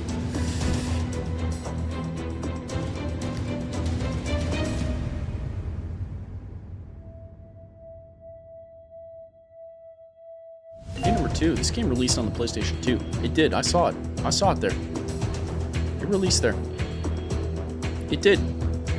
Mortal Kombat 4. I think it's a PS1 game. I think it's a PS1 game. The Crew 2, not a PS2 game. It's not a PS2 game, okay? Burnout 2. It's a fantastic guess. It's incorrect. Chat, this is the one. This is the one. You're going to want this one. Because right after this, we're getting to the Wheel of Doom. This is the Wheel of Doom coming up, chat. The Wheel of Doom. You don't want that. You don't want no smoke. ATV Off-Road Fury. Well, that is incorrect. Allow me to give you the next hint.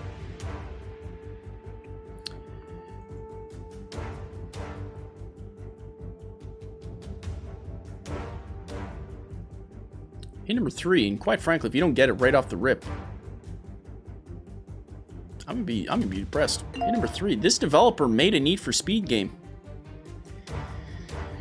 The developer of this game made a Need for Speed game, and again, I really want to emphasize how much the colon is no longer necessary and is literally denying you a point you so rightfully deserve. Flat out 2. Correct. And mine just puts colons too.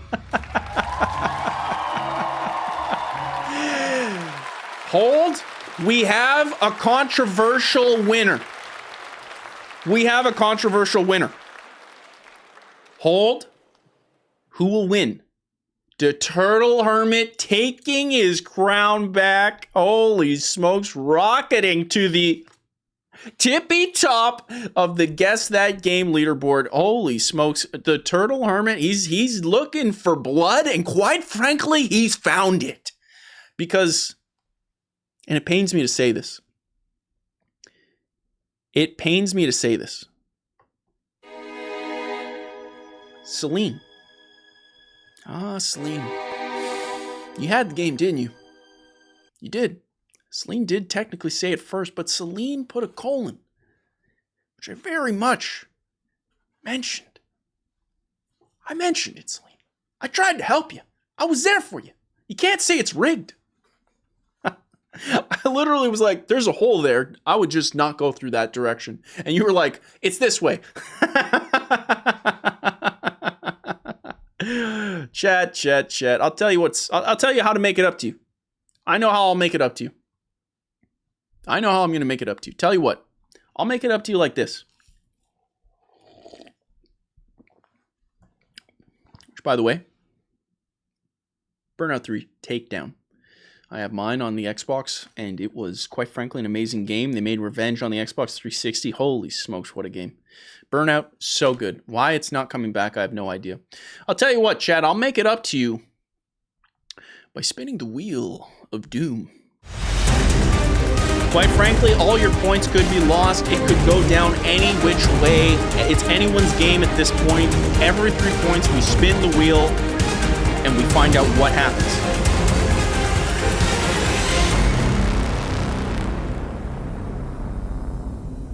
And the wheel has spoken. Oh!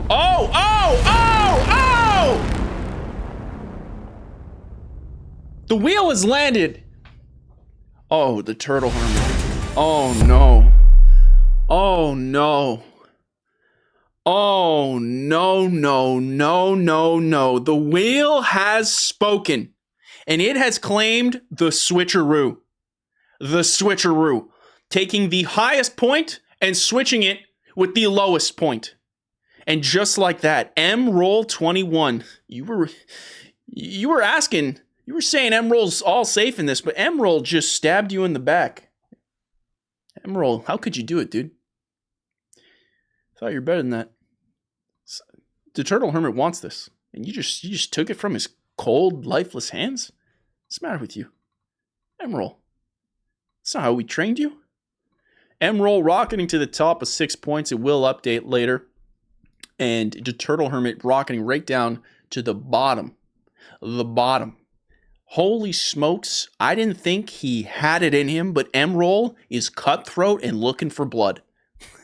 With a quote, I love this game.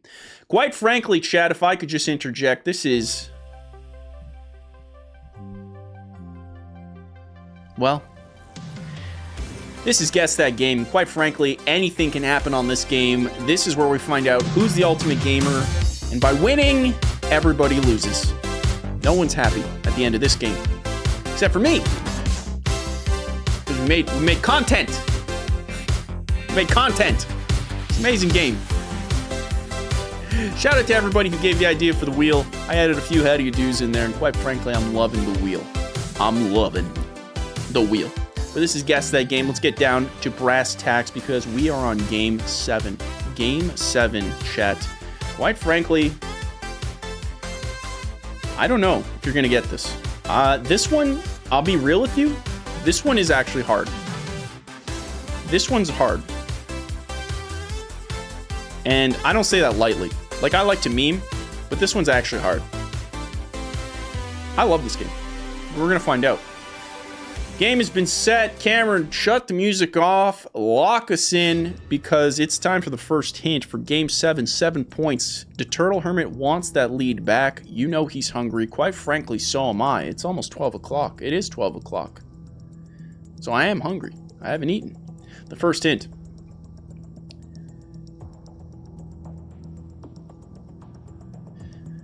And I want you to again remember 2 important facts, chat, with the first hint. The theme of this game, as shown through basically every game we've decided, and the fact that colons are not necessary. Die Hard Trilogy is the first one that I've noticed. This is incorrect. Mad Max, fantastic. It fits. It fits. But this is incorrect. Driver 3, you guys, this is going to be a tough one for you guys. I'm telling you, it's going to be tough. Incorrect. Death Rally. I've never heard of that, but maybe you guys will get this. The Turtle Hermit, I'm rooting for you. The rest of you, 7 points for this one. Grand Theft Auto Vice City. Incorrect. Allow me to give you one more hint. This game released on the Xbox 360. This is an Xbox 360 game. One of the OGs, if I'm being honest. One of the OGs, MotorStorm, not on the Xbox 360. Incorrect. The Crew has come up so often. I respect it, but it's incorrect. Confirmed John Ubisoft is in the chat. There's no way. There is no way. Chat, for 7 points. Added, we have a winner. Drum roll, please. Cameron, who's won? The Turtle Hermit, rocketing right past everyone, taking it back from Emerald. Quite frankly, the amount of back and forth the Turtle Hermit has felt today, he is ready. He is locked in. He is looking for a win. The blood has been spilled, and quite frankly, he is absolutely correct. The game was full auto. A very, very fun action car combat game for the Xbox 360. They stopped making these things. I actually really enjoyed this game. Published by Sega and releasing in 2006, literally like 2 months after the Xbox 360 launched. Full auto. Really fantastic game. If you've never played it, if you get the chance to get it for like $5, $2, whatever it is, it's a really cool game. Really cool game. I did not think you guys would get it in like hint 2. I thought I'd have to go to like hint 5 to really get it in there. This is incredible. This is incredible. There's a capital. It case sensitive stuff doesn't matter. It's just colons. It's just colons. It's just colons. Everything else is fine. Everything else is fine. Man, I gotta take a second to breathe, to just let that one hit me. The amount of like drama in this game, it's quite frankly fantastic. The wheel is a fantastic addition. Everyone who gave suggestions on the wheel will be receiving coins in the private Discord. So look forward to that. I will be giving you coins for that. These are amazing ideas, and I love it. Keep the suggestions coming. We love it. Let's go to game 8, shall we? Game 8. Hold on. Okay, yeah. Thought I didn't have enough of the games here. Game 8. Ho ho ho ho ho ho ho ho. Chat. This one's gonna test you in ways you've never been tested before. Which is what I would say if that was true, and I didn't say it every single time. Cameron?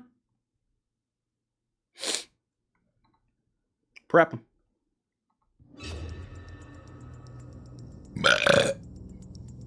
Game 8 for 8 points. If you get this, you rocket to second place, and if you're one of the 2 or 3 winners, you can take first place away from the Turtle Hermit, okay? Because this game, first hint, this game was a launch title. Mario Kart Wii, incorrect, not a launch title. Not a launch title. I'm starting to sense you guys are understanding the theme. You're starting to understand the theme. Tetris Spice City. I immediately regret what I said. I take it all back. Mario Kart 64 is fantastic. Yes, quite frankly, this one is also incorrect. Do you guys need another hint? Allow me to give you one.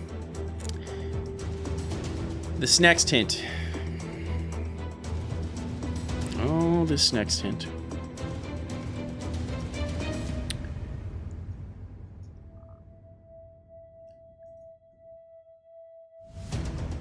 I'm gonna throw you kind of a weird hint. This game is still playable today. This game is still playable today. What game's it gonna be? It was a launch title? It's still...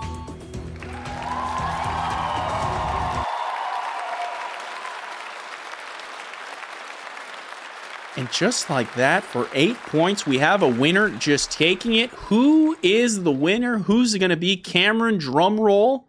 Totes McGoats, 83, taking second place, rocketing to that tippy top, getting real close to the Turtle Hermit. If I was the Turtle Hermit, I'd be sweating, dude.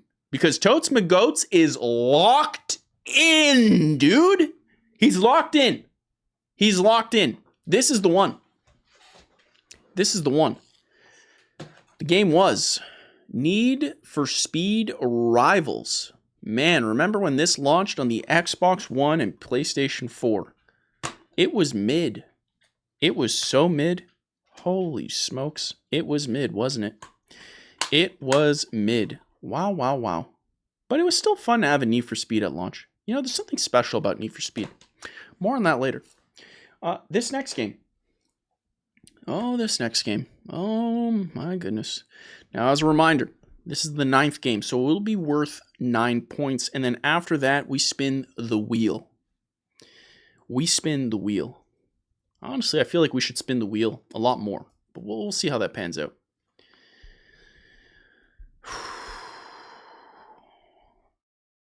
I don't know if you guys are ready for this one. This one could either be easy or very difficult. Who knows with you guys? You guys are weird like that. Where am I typing here? Okay, for game 9. For 9 points, chat. You're going to want this one. You're going to want this one. Lock in. Get your heads in the game. Remember, the winner will win a gifted sub. Cameron, prep us. The game has been set. Allow me to put the first hint.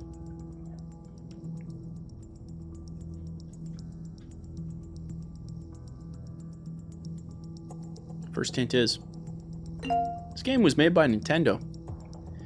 Totes McGoats just Halo Reach. I don't know how many times I've read Halo Reach, but it could not be more wrong with the theme. But I appreciate the heck out of it, dude. I appreciate the heck out of it. Mario Kart 8. Fantastic guess. Incorrect. And mine coming in strong with Alex Kidd in Miracle World. He's just shooting from the hip, isn't he?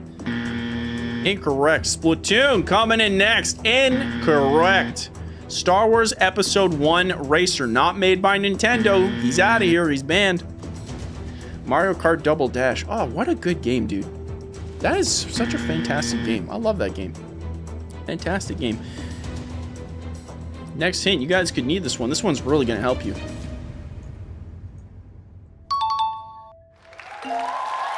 Well, never mind.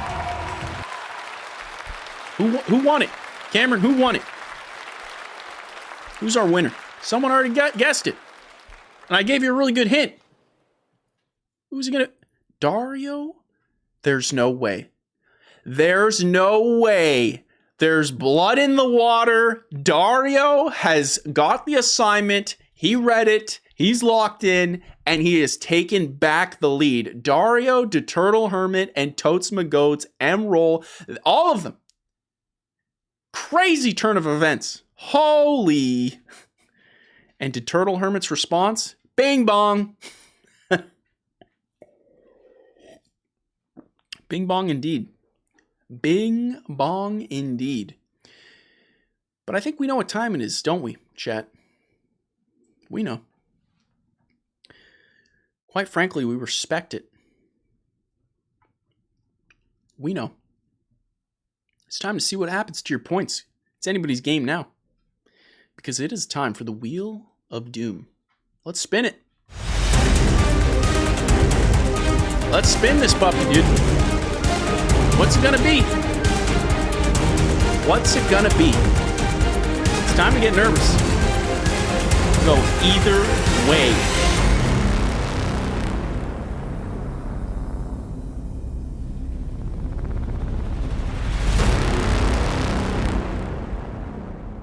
Follow mode. Ooh, you better make sure you're followed, because if you're not followed, you do not get to... Hold on. Follow mode has been enabled. If you're not followed, quite frankly, you don't get to play. It's simple. You just press the heart and then you're in. But because I want more blood in the water. Okay, I want more. Chat, I'm going to ask you a question. Should I spin this thing one more time? Should I spin it one more time? The Turtle Hermit is saying no, but the chat is feeling somewhat differently. Spin it. The Turtle Hermit has swapped over. He's ready for the blood. It's time to get messy, shall we? Let's go. We're going all the way today. The wheel is not done. The wheel is ready.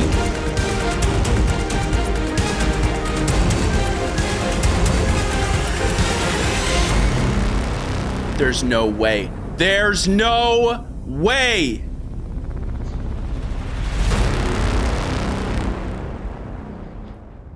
Oh, this could be a doozy. This could be a doozy. This could be a doozy. The wheel has spoken. Sub mode. If you'd like to play, you're going to need to subscribe. I am impressed. We are in sub mode. If you're not subbed, you don't get to vote. And that's crazy. Holy smokes. The chat is saying spin it one more time. Thankfully, the Turtle Hermit is locked in still. He's still in the game. Let's do it one more time. Quite frankly, the chat wants blood. Here we go. Just enabling all the gamblers in the chat. I'm here for it. Blood is what we want, and blood is what the wheel will give. If you land on... Hold. There's no way. There is no way. Blood has just been shed. Ladies and gentle geese. First for the series, the blue shell has come, robbing Dario of all of his points. Dario has been brought down to 0, bringing the Turtle Hermit to first place. This is incredible. Quite frankly, people are throwing things. People are... Relax. There's blood. Blood has been spilled.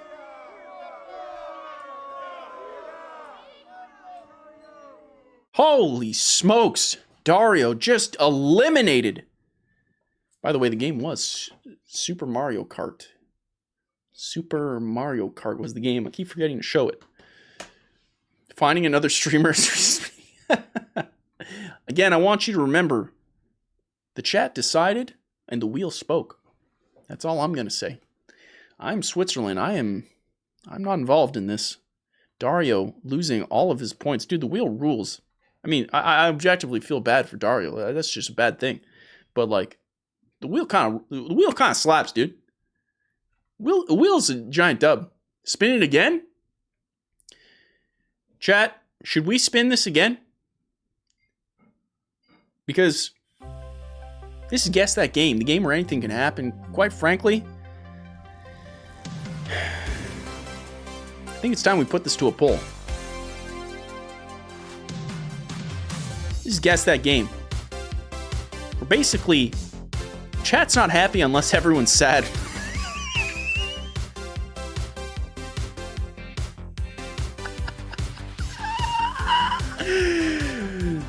Chat hates everyone. Has never been more angry at the world.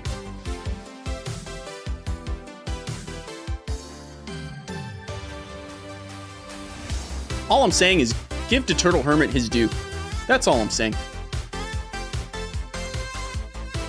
The Turtle Hermit. Here we go.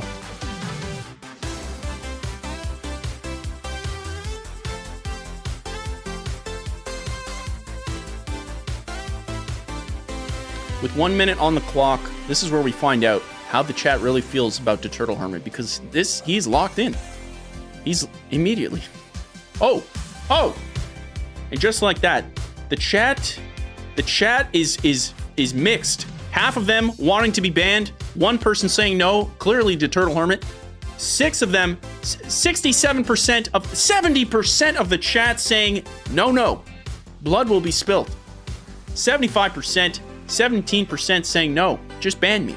Just skip that part and just ban me. I want the ban. 77 saying no. With 20 seconds on the clock, it's time to spin the wheel. That's the way it's looking. Chat, someone help out the Turtle Hermit. He's one of you. He's on your side and you are letting him down, chat. Are you happy with this? 77% of you are saying yes, put the knife in deeper. I want to see him suffer. 1 second left. The chat has spoken. The Turtle Hermit, I hope you have a good lawyer. I hope you have a good lawyer. Because quite frankly, you're going to need it. You're going to need it. You're going to need it. Cameron, stop the music because it's about to get crazy. It's about to get crazy. I hope Daredevil is your lawyer, the Turtle Hermit. Because we are right back to the wheel. If we land on a duplicate, I will spin again. This is it. This is the last spin, chat.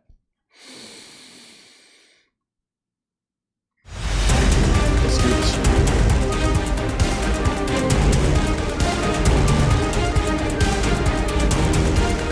The wheel has no emotion. The wheel simply speaks. And today, it is speaking clearly. Today,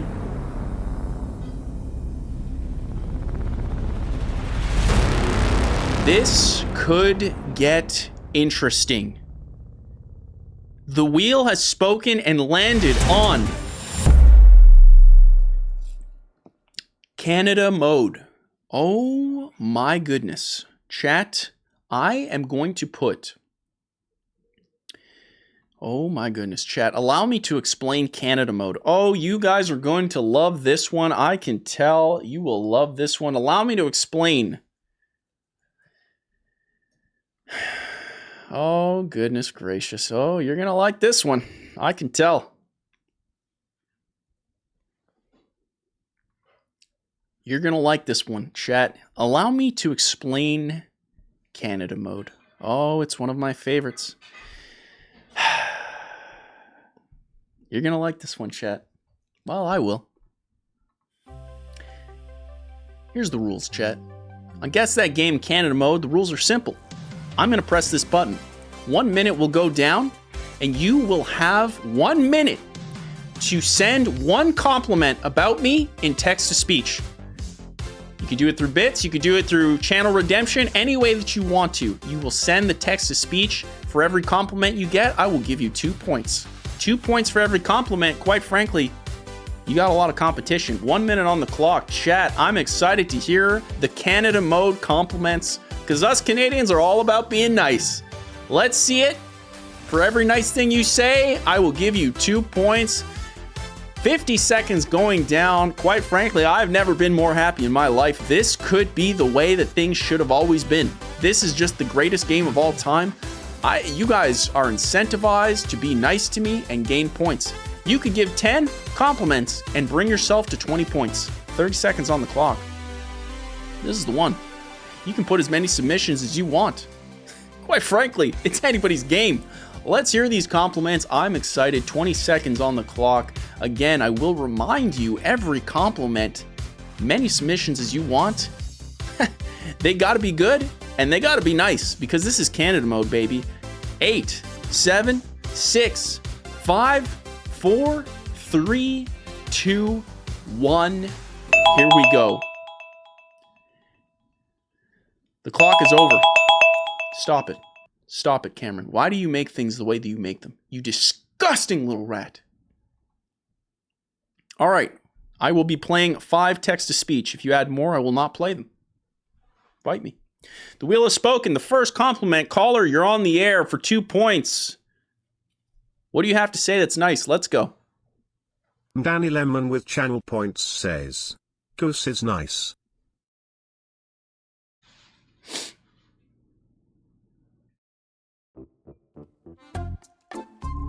That's all you had to say? That's it.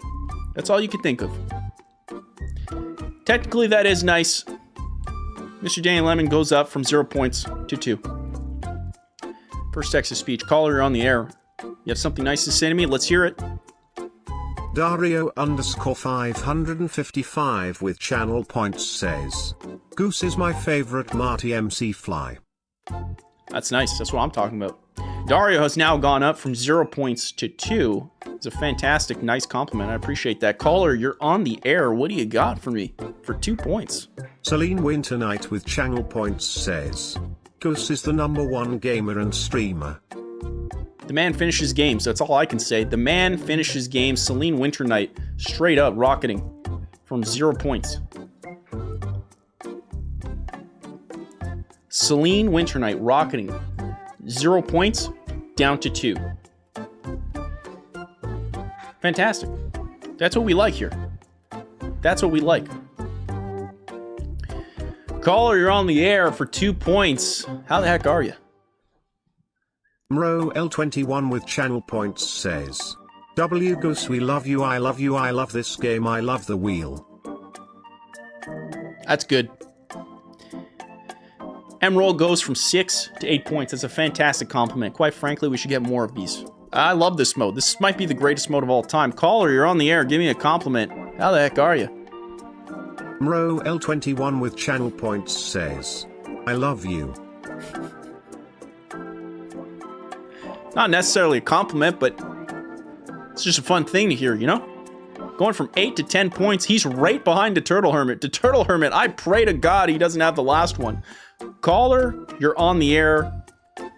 What do you got for me? 2 points.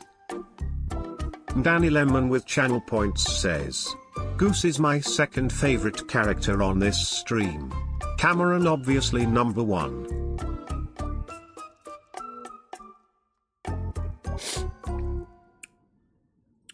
He's banned. Get him out of here. Mr. Danny Lemon going from 2 points back down to 0. I kid. He gets 4 points. Somewhat of a compliment there. Really not the nicest thing. In the future, Canada mode will give higher points based off the compliment. I've just changed the rules. Okay? I've changed the rules. All right, for the final game. And if you want, we can spin the wheel one more time after the game.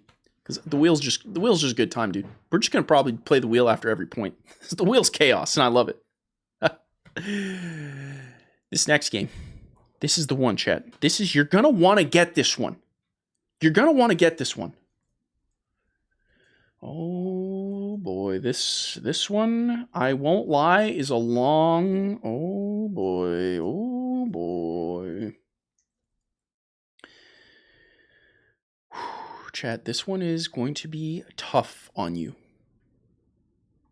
For 10 points. For 10 points. In sub mode, according to the wheel.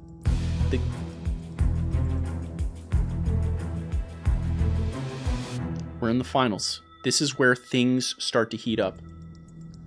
For 10 individual goose points. Okay? This rockets you right up to the tippy top. The game has been set. The hint is simply this.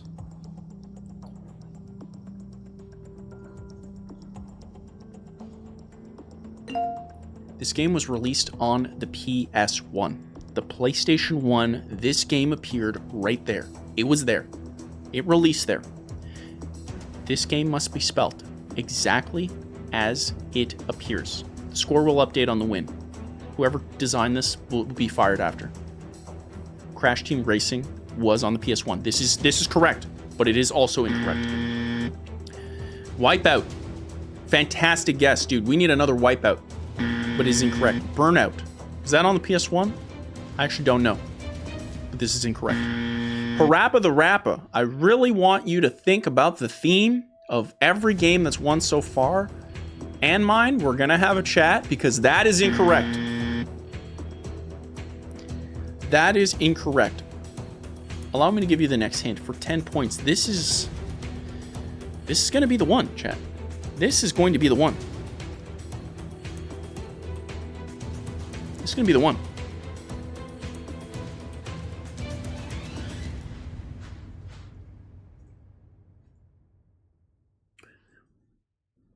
For 10 points, the second hint is, this game was published by EA. EA Sports. It's in the game. Remember that? I'm sure you do. I'm sure you do. For 10 points. This game was published by Electronic Arts, and the game was released on the PS1. Lock in. Lock in for 10 points. Lock in. Need for Speed High Stakes. Fantastic guess. This is incorrect. Moto Racer 2. Fantastic guess. This is incorrect. 007 Racing. Fantastic guess. It's incorrect.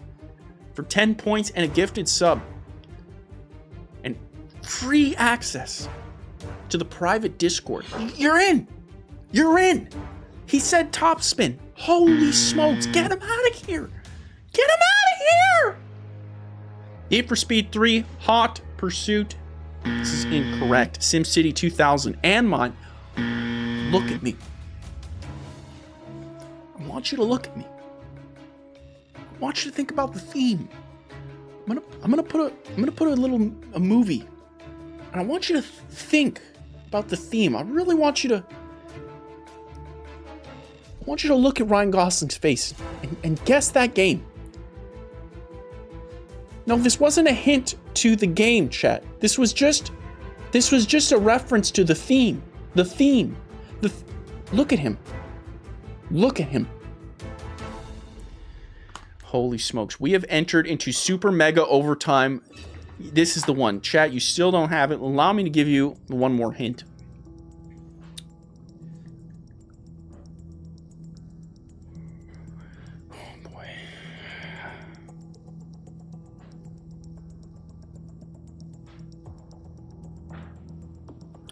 How do I give this hint?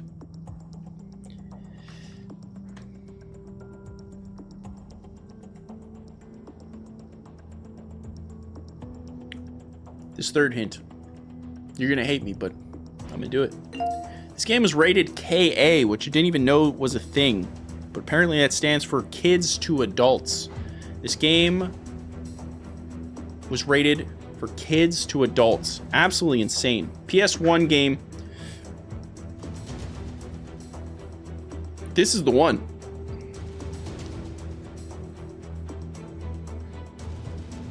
Come on, chat. Jersey Devil. I don't know what that is or what you called me, but that is not it. Lego Racing is incorrect. Chat, you have this. You have this. Allow me to give you one more hint. Has to be spelled exactly as it appears on this box.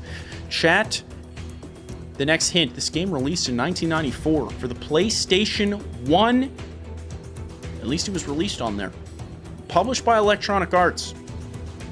Release with a rating of KA. Some of you are red hot, piping hot. Quite frankly, you're on fire. You're on fire, dude. You are on fire. Elden Ring. Listen. You listen to me now. Okay? Get him out of here. Get him out of here. We are in sub mode, and quite frankly, it has never been more severe. Chat, one of you have guessed it, but have the wrong title. It is not complete. Two of you have guessed it, are missing the full title. Andretti Racing. It's incorrect. I don't know what that is, but that sounds cool. Street Racer. I don't know what that is either. Multiple of you said Mario Andretti Racing. Need for Speed 2 Poop Time. It's incorrect. Chat.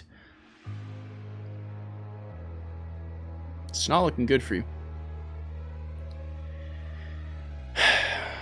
It's time for hint 5 for 10 points. Hint 5, we're down to the wire.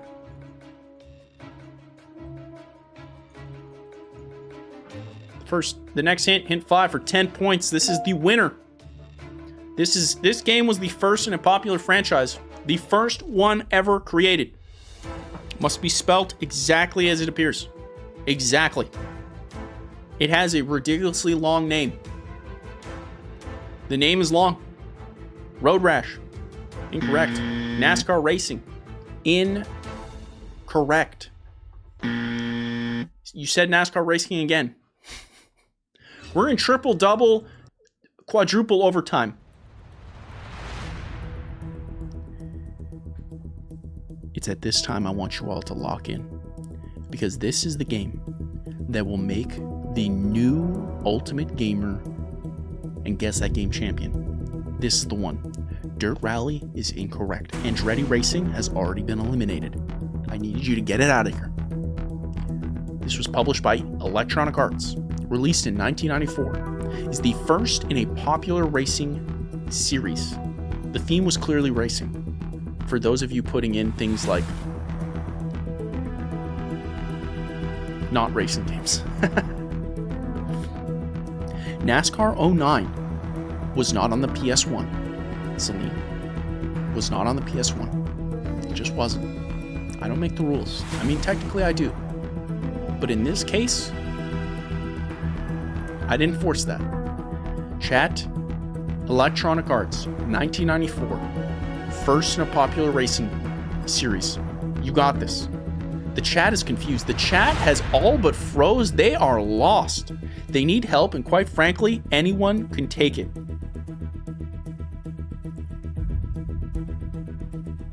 One of you is piping hot. Piping hot. You used a word that should have been a character, but technically it does work. But you should have, I wrote it a different way, so you should have wrote it with the way I wrote it. But technically, you literally have it. You have it, you're there.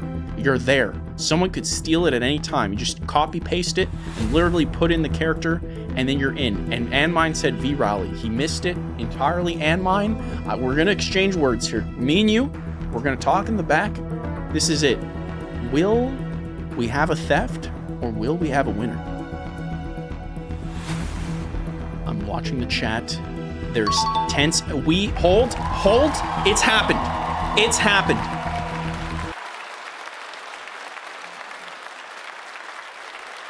It's happened. Do we have a winner? A new Ultimate Gamer.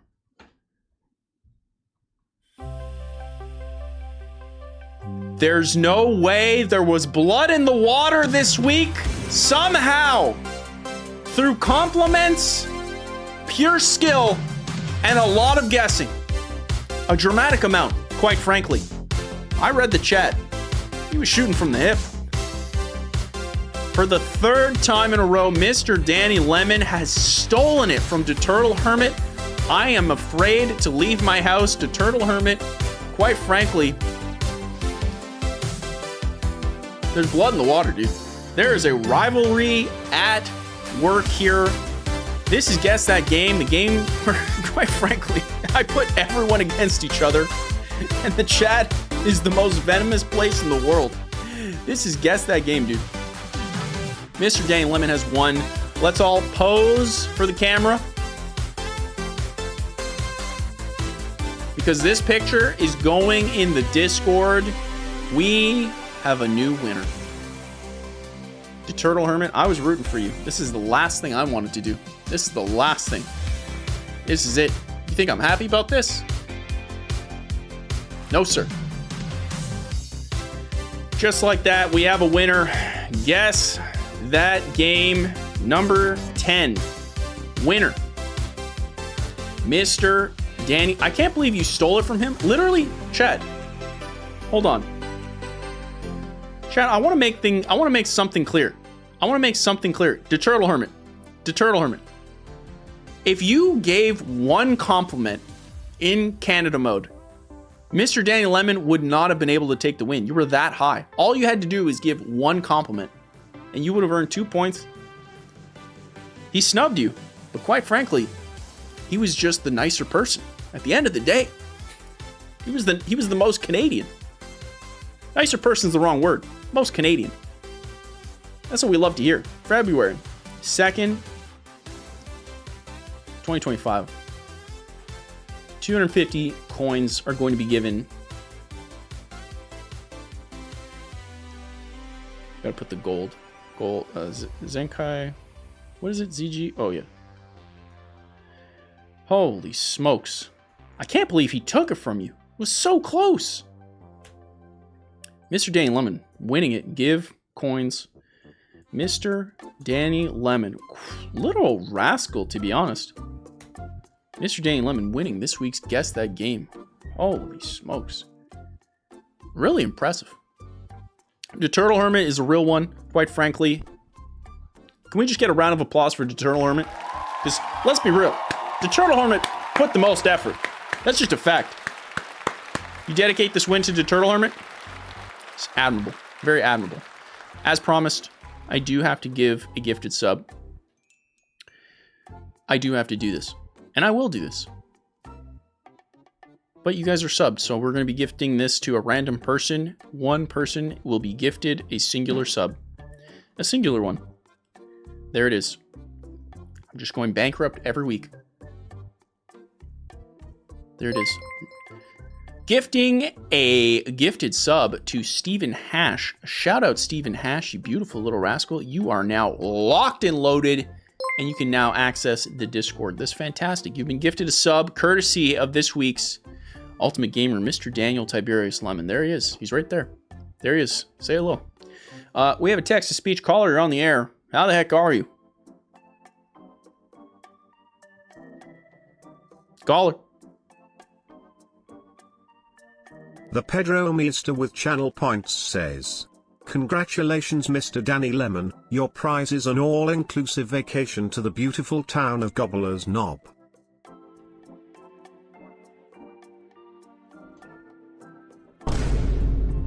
Hey, yo. He's going to be eating good over there.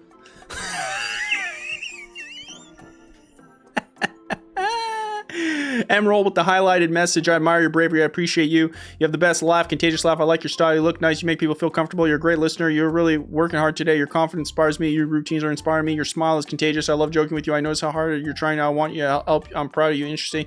Thank you for modeling outstanding teamwork. The color is perfect on you. Dude, that would have given you like all the points. More things like that. More things like that. Shout out Emerald, dude. What an absolute stallion. The game was, in fact, Need for Speed. Road and Track presents the Need for Speed. Road and Track presents. Chat, that is it. Mr. Dan Lemon won this one, didn't he? He won this one. Cameron, stop playing that song. You disgust me. Oh, Cameron, you disgusting little creature. And with that, chat, as a reminder, I want to announce, well, not a reminder, but an announcement. This week, we're going to be streaming every Need for Speed game ever. We just did Counter-Strike last week. I learned a lot of things. Quite frankly, that was a rougher stream than intended.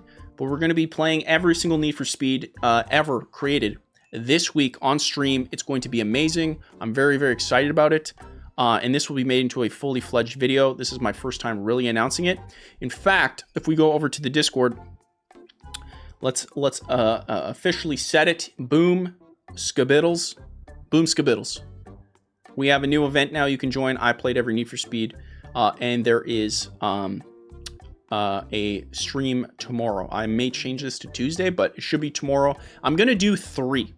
Rather than do a mega one where I go insane, I'm going to do like 3 5 hours. So we have plenty of time to enjoy every game and plenty of content. And I think that'll be fun. Make the Goose Morning mega thread. Make the Goose Morning mega thread. All right, dude, relax. I'll make it. I'll make it right now, dude. You think I won't? He gets in my head, dude. He's good. He's good. He's good, dude. All right, I'll make it right now. I'll make it right now. He thinks I won't, but I will. I will.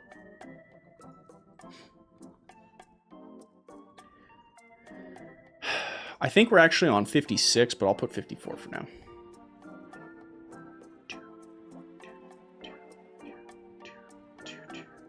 Shoobity boobity scoop scoop a scoobity. All right, Goose Morning Live tag. Boom. There it is. Think I wouldn't do it? I did it. I'll pin this puppy. Honestly, I should pin both. Let's lock this boy.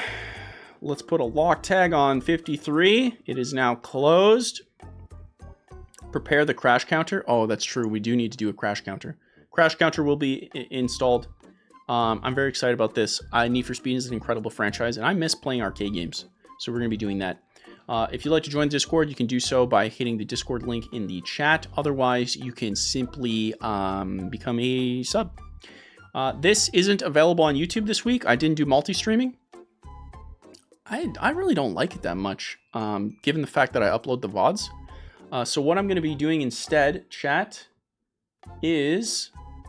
do I have it here? Is... Morning, you beautiful little rascal. Ignore that. Ignore it. Goose Morning. Hold on. So what I'm going to be doing instead, boom, skibbibities. Okay? Boom, skibbibities. That's what people say. It's a thing. People say it in Canada. It's a thing. Okay? Look. We have this channel, Goose Morning Live. This, I'm going to put all the VODs here. Every VOD. Put it right there. Goose Morning Live. It's going to be here. I have the first one. I have the first 30 in there. I'm just trying to upload all of them, and that's how I know that I'm off. So that will be happening. So if you want to watch all the older VODs, or if you want to watch them week by week and you miss a stream, it will go on this channel and not on the Zenkai TV channel, because without getting too much into it, it's a different viewer. It's a different type of audience. So we're going to have that. It'll be easy. It'll be just there. It'll be all the best stuff there. It'll be fantastic. Everyone's going to love it there. It's going to be great. And then it'll just grow every single week, which is fantastic. Because we're at, I think technically we're at 56 or 57. We're one of these. So that's available. Your I play every Counter-Strike Twitch VOD is gone. Yeah, I took it down. I'm going to bring it back up probably on YouTube. I just have to edit it just a smidge. Like get rid of the start, get rid of the end, and pop it back on. So I'll put that on, and then we'll go through that. That was fun. We learned a lot, though. There was a couple problems with that, and we ran into so much technical difficulties with Counter-Strike. So I'm planning not to have that with Need for Speed. The nice thing about Need for Speed is we're going to be playing on the PlayStation 1. We're going to be playing on the PlayStation 2, Xbox, PC. So I'm going to try to get all that stuff, and it should be really good. And again, it's just going to be a normal amount of time. Like I'm talking like, 12 to 5. So I can like actually have a normal life, because I'm working too much and it's like not healthy. So I got to be careful, because if I'm not healthy, then I don't get to make a good stream. When Cyber Goose 2077, it's going to be soon. It's going to be very soon. I want to do it like this week, but I don't think I have time. I think I need to do one more Wukong. One more. PS1 died in the late 2000s. Dude, the PS1 is a gem. I love the PS1. Absolutely stallion. Get rid of the deaths. I'm gonna swap it to crashes. It'll be like death counter, but for crash counter. I think that'll be fun. So yeah, chat. This was a fantastic stream. This one went way over. We're 1 o'clock here, so I'm gonna go eat. I'm very, very hungry. Thank you so much for joining us. This was absolutely phenomenal. When's the next Black Myth Wukong? It's gonna be sometime this week. It's not gonna be today because I need to focus on the main channel. Since that's the bread and butter, but it's going to be sometime this week for sure. It's going to be a nighttime stream sometime this week. If I had to guess, Emerald, Friday night. If I had to guess. That works really well from a stream perspective, and it's only going to be on Twitch. I don't really like the multi-stream. It's annoying, and I miss things, and the YouTube audience is not the same. They just want to watch VODs. That's what they want. So I'm going to do that. We'll see. And yeah, we'll play Need for Speed this weekend. It's gonna be great. So look forward to that. And then you get to see like the video on the main channel. You'll know that you'll be in it. So that's a cool thing. So it's a nice little reward for you guys. All right, chat. I'm gonna go eat food. Thank you so much for spending your morning and your afternoon with me. This is a fantastic Goose Morning Live for February 2nd, 2025. I'm very excited. If you want to watch the VODs, go check out the channel, and they'll be coming out relatively soon. Probably sometime this week. And yeah, crazy. We're going to be seeing old Goose. And trust me, those old VODs are crazy to see how far we've gone. Thank you guys so much. You guys are beautiful. Shout out to Mr. Danny Lemon for winning this week's Ultimate Gamer Goose Morning Live. I will stay hydrated. You guys stay beautiful. Chat, you're the greatest in the world. The Zenkai gang, the Zenkai army, forever. Zenkai army forever. Let's go. Let's go, squad. Peace. Y'all stay beautiful.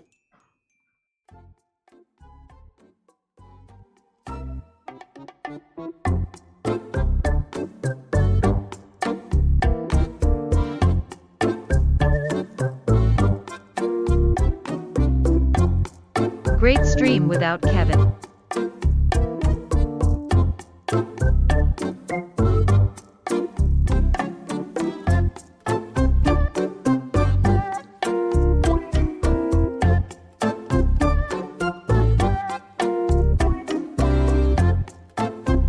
Kevin is fading away.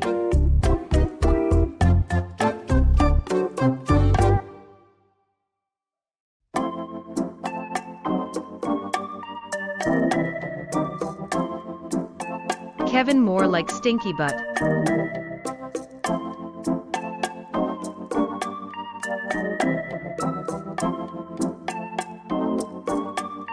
Oh.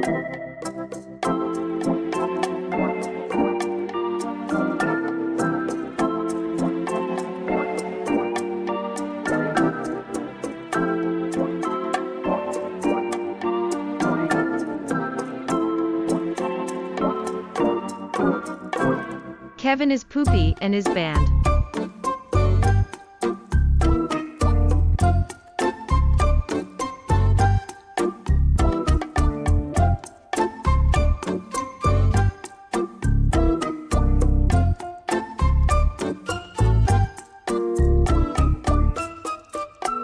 When will Kevin die?